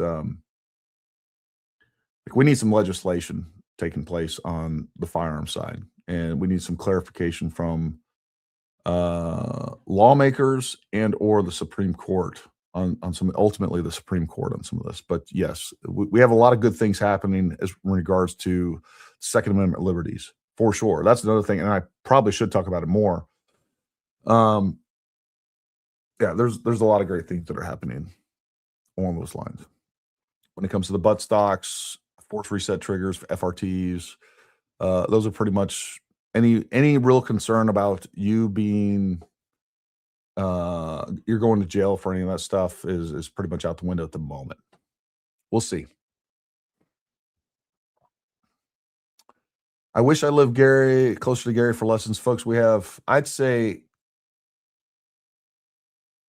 40% of our tactical carbine handgun courses, people are flying in from. Probably more like 80% fly in for our long range courses. So we have people come in from all over the country to attend our courses. So come stay a while, make a weekend out of it, have some fun here in West Virginia. And it's a beautiful place. It is such a great place. There's so many cool things around this area.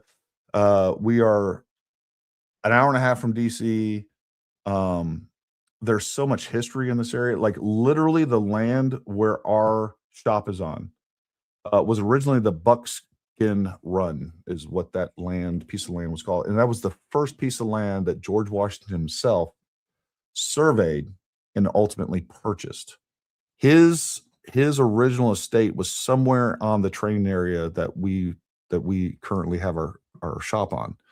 And it burnt down long ago. Just on that land right there, we have one old building from the early 1700s, and there's a huge, massive stone barn they've now converted into a CQB training site that's from the mid 1700s as well. And then just east of us, east of us, we have Charlestown. And so portions of that land that George Washington originally owned, he gave to his brother Charles, and that turned into Charlestown. And Charles Washington's original estate, which is Richwood Hall, is, I don't know, 10 minutes from our shop, and you can still go. I don't know if they do tours there, but it's still there, and I think it's in private ownership. But anyways, and then you got, you just got a ton of things around here to go see. Washington's close. So a lot of historic things. You got Winchester, Virginia, 25 minutes from us. There's Revolutionary War sites and Civil War sites all over this area. So you're so effing cool, Gary. Thank you, Mandy. We appreciate that.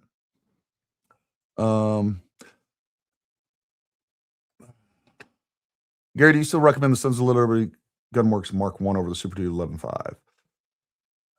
Look, you're not going to go wrong with either one of them. I mean, I think both are the state of the art amazing rifles. I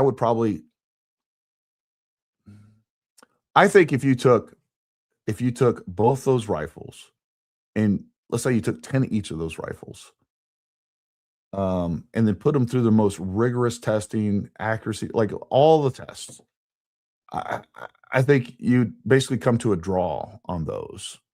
As far as durability, reliability, one might perform a little bit better in one area than the other. There's some coatings and things going on, and some different barrel options that they have with the Sons of Liberty Gunworks Mark 1. But I mean, they're both amazing rifles, and they'll both last you a lifetime, and they're both designed for the harshest conditions possible. So, and we sell them both, by the way. I do like my Mark 1 a lot, and I do personally prefer the Mark 1 over the Super Duty. But that is like aesthetics, feel. I love the laser engraved forend on the Mark 1. I think the felt recoil is slightly less on the Mark 1. But I think it comes down to personal preference. Go shoot them both. Find somebody with both of them.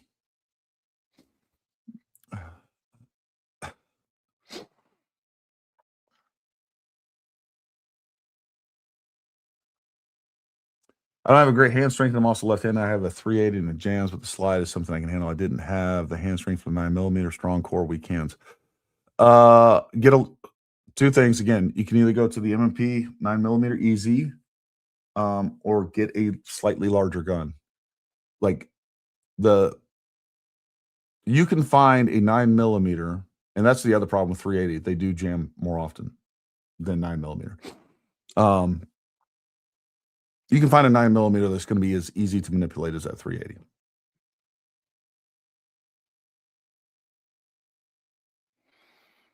Yeah, look, this is something that I've talked about at length. We don't know. I think it's a very real possibility. If he started etching on the projectile itself, then yeah, that round would not be stabilized, and we would see the atypical entrance wound, and it would almost guarantee, I don't care what round, I don't care if it's a 180 grain round shooting at 3,000 feet per second. If that round wasn't stabilized and it was an extreme yaw when it hit Charlie, it's not going to have an exit wound. It's just not. So I think that's a very real possibility, but it's a theory. It's conjecture at this point. I mean, the fact is, I don't care if it's 1 out of 1 billion chances that a 30-06 would shoot through. We know it's not that, because we can look at Martin Luther King. We can look at Chuck Ritter. Both are examples where a 30-06 hit someone in the spine. And I do think there's something very particular about the spine. The spine is a flexible, it is literally designed by God himself to dissipate energy. And I think that has a lot to do with the fact that once we see a human being shot in the spine with even a high caliber rifle, we're less likely to see an exit wound. I think that's just a fact. So I think that has an element to it.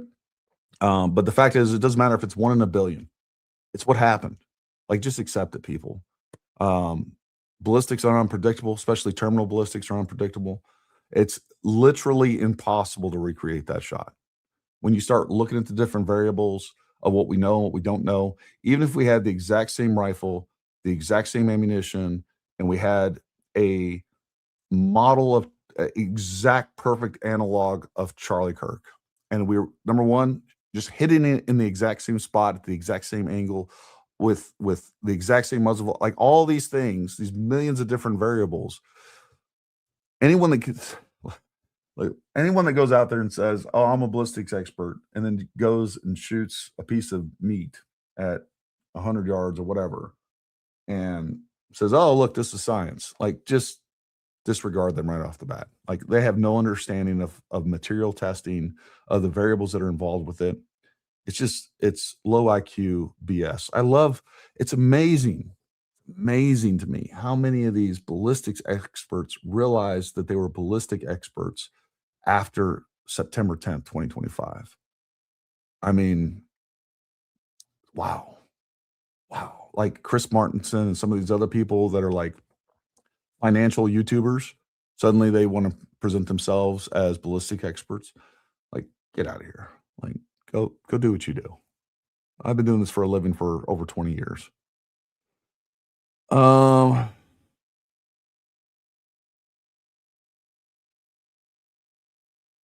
Yeah.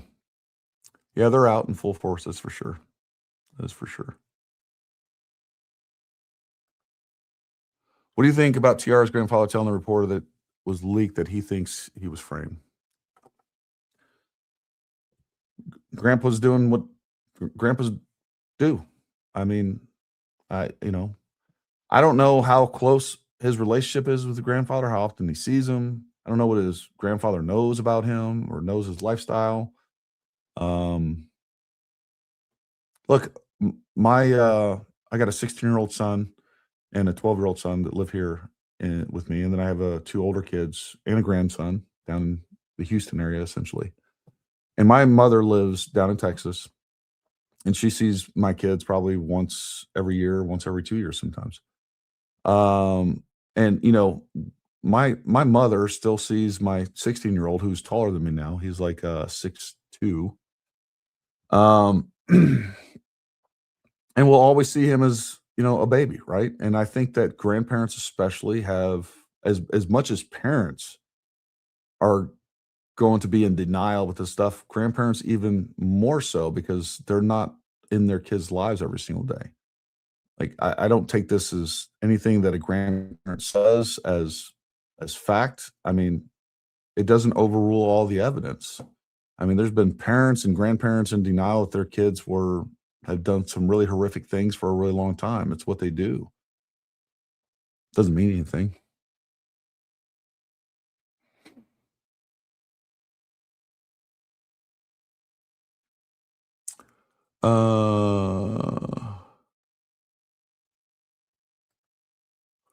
I've been shooting for years in many big guns. Not scared at all of the recoil, but I'm only 5 foot, 100 pounds, so I carry a double stack 380.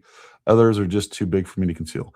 Look, concealment for women especially is a freaking challenge, especially if you're like trying to dress cute, right? Being able to conceal a gun. And this goes for men too. Like, you cannot have one. It's like shoes. You can't just have one holster that's going to fit you for all intents and purposes. So yes, definitely having a smaller gun. And if that's what it comes down to, look, you're never going to hear me say you should not carry a 380. That's not what I'm going to say. I'm going to say, if you can find something similar and you can make it 9mm, and there's a lot of small guns out there in 9mm. They've done a lot to really reduce the print and the footprint of 9mm. But it's like, first of all, I don't just have one holster. I have one holster I use 80% of the time, but then I have other multiple holsters. And by the way, when I was working for the federal government, I carried all the time too, and was often in dress clothes and everything else. And it didn't allow me to carry appendix carry like I normally do. So my only option was to carry on my ankle, and I did. So I found a good ankle holster. If you are really serious about carrying every single day at all times, and you should be, you're probably going to need about 5 different holsters realistically. And to get to those 5 holsters that work for different outfits, seasons, and all these things, you're probably going to go through about 30 holsters to find those 5. But isn't it worth it? Because you're going to find a lot of holsters that seem really good in theory, and then you wear them a while, or they don't work the way that you think. And that's just, I have 2 bins of holsters, and some of them, I purchased to try out and to review and other things. But most of those are ones that I literally purchased thinking they were going to be the cat's meow for one specific reason or another, and they just didn't work out the way that I thought they would. So, and women and men, by the way, I used to not be as big a fan of, and I'm not saying off body carry is the way to go, but there's definitely some, we carry some 5.11, kind of like sling pouches, that I've been utilizing more. Number one, that little sling pouch, it's not 5.11, it's a burlap stock. I'm sorry. We carry those, but there's a burlap stock pouches. Number one, they're really handy. Number two, like if you're wearing shorts or in the summer, or I don't care, going to work out or whatever else, like you can carry that. And not only does it allow you to carry a gun discreetly, but it also allows you to carry med gear. So a tourniquet, a chest seal, some Celox, some sort of hemostatic gauze that you can pack wounds with, a flashlight, a knife. I mean, it expands your capabilities for your EDC. And then on top of that, those are Burla stock, and they're on a website. You can go check them out. But those Burla stock actually have, it is not big, it's about that big, but that Burla stock is actually level 3A armor or ballistic protection. So it actually will stop a handgun, and it's just like a small thing. like I don't need to use cover now because I got this. But it is for the price. They're not that expensive, and they're super handy. And for women, I do think that is a really good option. And I think for men, you need to consider some off-body carries. Now, that being said, you should have your gun on your body at all times if you can. But if it comes down to like, I'm going to the beach or whatever else, and I'm just not going to carry a gun on a holster, like that's a good option. And there's many times where that option makes sense. So you got to explore different options. And to me, holsters are like shoes. You're going to need different ones for different situations.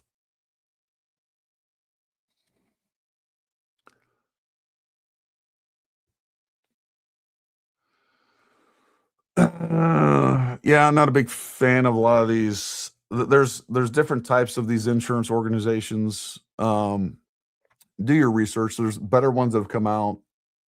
You're talking about like the USCCA and things like that. Just do some research. I think some of those are somewhat of a scam.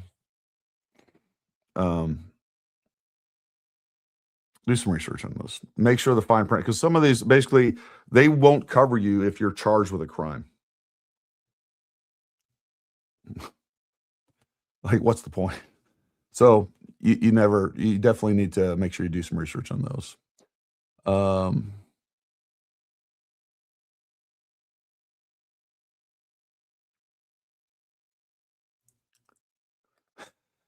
How did you come up with the name Paramount Tactical? This is actually kind of a funny story. I don't know if I've ever shared this on a live stream before or anywhere. So when I first decided, so I was working for the Department of State Diplomatic Security. I was an instructor. I was a unit chief for some programs there. And technically I was a third-party contractor. I was never a direct hire for the federal agency. Matter of fact, I was never direct hire for a federal agency since I've been out of the military. I was technically a third-party contractor, but I was the only third-party contractor unit chief there. Anyways, I just got kind of bored with doing what we were doing and kind of like, hey, this is what you got to do, and these are the programs you got to run. And I wanted to start, and I had access like this. We had all these guys were former soft guys, from SEALs to Green Berets to Rangers to you name it. They were excellent instructors. And I was like, man, I can start my own company. And so that's what I decided to do. And I had like, at the time, I started off with like 4 business partners, and one by one, they kind of like, people love the idea of starting a business. They don't love the idea of actually putting in the work to make businesses run, right? So we're sitting around trying to figure out a name for this. And somebody was like, you need to come up with something with like, we just need to call it like PTSD, kind of making light of PTSD. Having the, the morbid humor that most of us veterans do. And that was kind of a joke, and people started coming up. And then somebody said, what about Paramount Tactical Solutions Divisions? I don't know. I was like, what? I like Paramount Tactical Solutions. So that's how that came about. Interesting.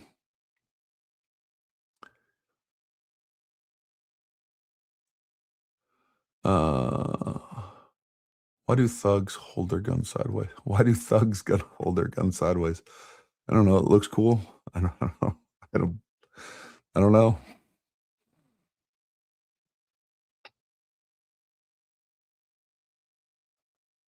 Yeah, they've already. Gary, do you think Tiara's parents will be put on the stand as witnesses? They've already been listed as witnesses for the prosecution, as has Lance Twiggs. But Lance Twiggs hasn't been listed.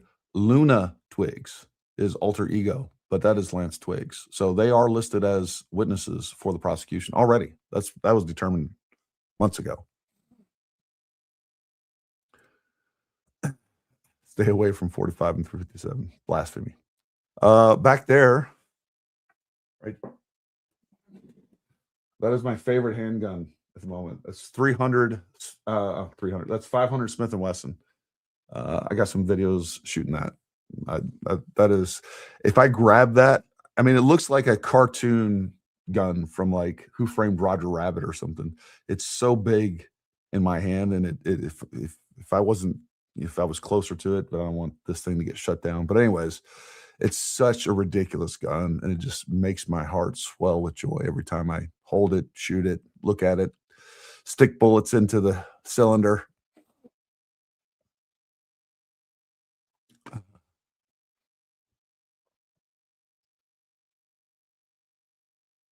Yeah, 9mm is the most popular handgun.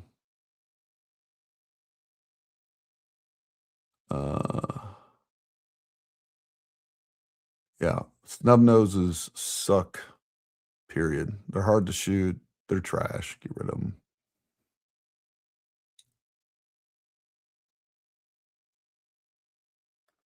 Oh, into the magazine. Okay, yeah, I know what you're saying. I'd actually be able to. Yeah, you know, those they have the Lula loaders. I actually keep those. We have guys that can't do it either, especially like the last 2 or 3 rounds. They'll get to like 13 in a 15-round magazine and can't put 2 rounds in there. Yeah, you know, so there's some speed loaders. I wouldn't even call them speed loaders. They don't make you load faster, but they're like the Lula loaders are really good. We always keep those. I have like several of those that I let students use because yeah, the 365 AXG Legion is pretty nice. We got a couple of those at the shop.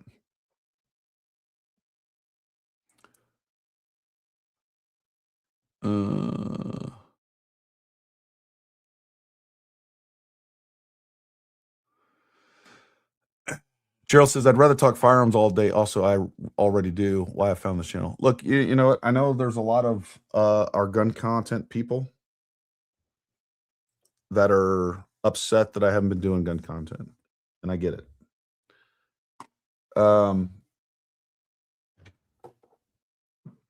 Folks, I'm telling you, like, you can take this for what it is. I just think that this is the most important issue that we're facing right now.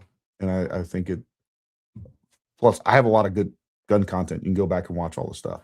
There's a lot of new stuff that's going to come out for sure. We're going to be doing a lot more gun. As a matter of fact, I'm editing the video right now. I had Night Force here the other day. They have a new line of optics. I'm editing that video right now. I also got another video I shot the other day on our own line of custom rifles. And so I understand there's a lot of people that are like, Gary, just go back to doing gun content. I don't care about all this stuff. Well, I do. I think this is the biggest threat in our country right now. I think this is serious. I think this is genuinely an existential threat. So that's where we're at with that. The other thing I'll say, well,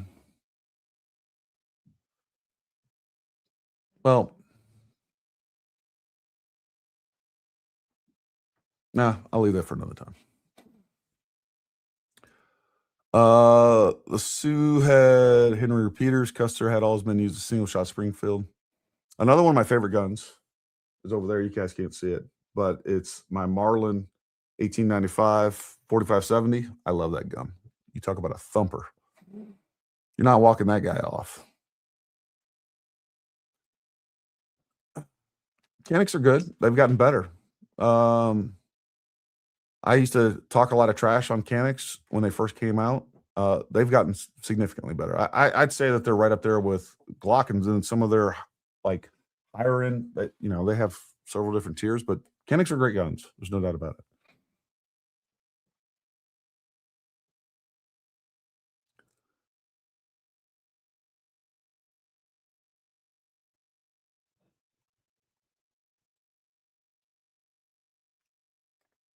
No, I don't live in Winchester.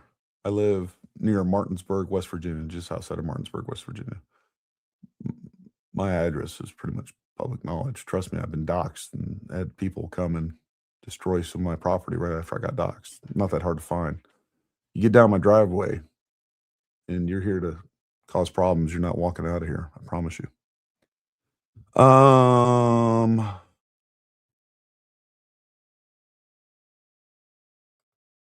Yeah, Front Royal's just down the road from us.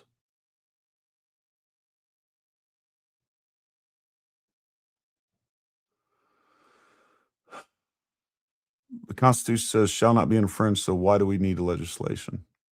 I'm with you. Look, I'm a Second Amendment absolutist all day long. I think we should have machine guns. I think we should have all the guns. Whatever the government can have, we can have. Acting AG is working on it, so it won't be rolled back. See you later, Mandy. Have a great day. Thank you. We have a right to bear arms. I don't think I am for any laws. I'm for the Wild Wild West. Most of our standard courses are $349. That's not it moved on me. Anyway, so I believe most of our courses are $349. I don't think some are increased those prices. I wish I could afford lessons. I don't think most people can, if you're carrying a gun or you have a gun for home defense, self-defense, I don't think you can afford not to have lessons. We all, we all prioritize. I'm not going to get on a high horse and start preaching to people, but it's a matter of where we prioritize our money. And I think if you've got a gun in the house, you should be able to use it safely and effectively. And the only way to really do that is training. I'm telling you. There's lots of people that have been shooting guns for 20, 30 years, and all they've done is gotten really, really good at doing things completely wrong. We have an election coming, so that means the 1 hour I get off at night, hang out with you guys will be gone. Otherwise, I'd be on a plane in West Virginia for a month of training. Sounds freaking awesome. Well, we'd love to have you, Melissa. We'd love to have you. Let me jump down here. Yep. We'd love to have them on Father's Day or for a Father's Day present. It'd be great. Also, our long range courses are up on, that's a great experience too. Jason's been to several of them, many other folks. Anyways, folks, I am going to, I wasn't even planning on doing a stream tonight, but I figured I'd take some time out and hang out with you guys for a little bit after watching that. I think the information we needed, we could have gotten literally like 40 seconds, but it took an hour to get there. But that's how court proceedings go, right? Listen, folks, I want you to have a wonderful, wonderful weekend. It's Mother's Day weekend, right? I got to go make sure Mama feels appreciated and get her some good things. So make sure that all you guys out there, make sure you do the right thing. Make the wife and the moms out there in your life, make sure they feel special and take care of them. You only get one of them. Anyways, folks, thanks for everything you do. Keep fighting for the truth. The truth still matters. And have a great weekend. And until next time, stay armed, stay ready. We'll talk to you.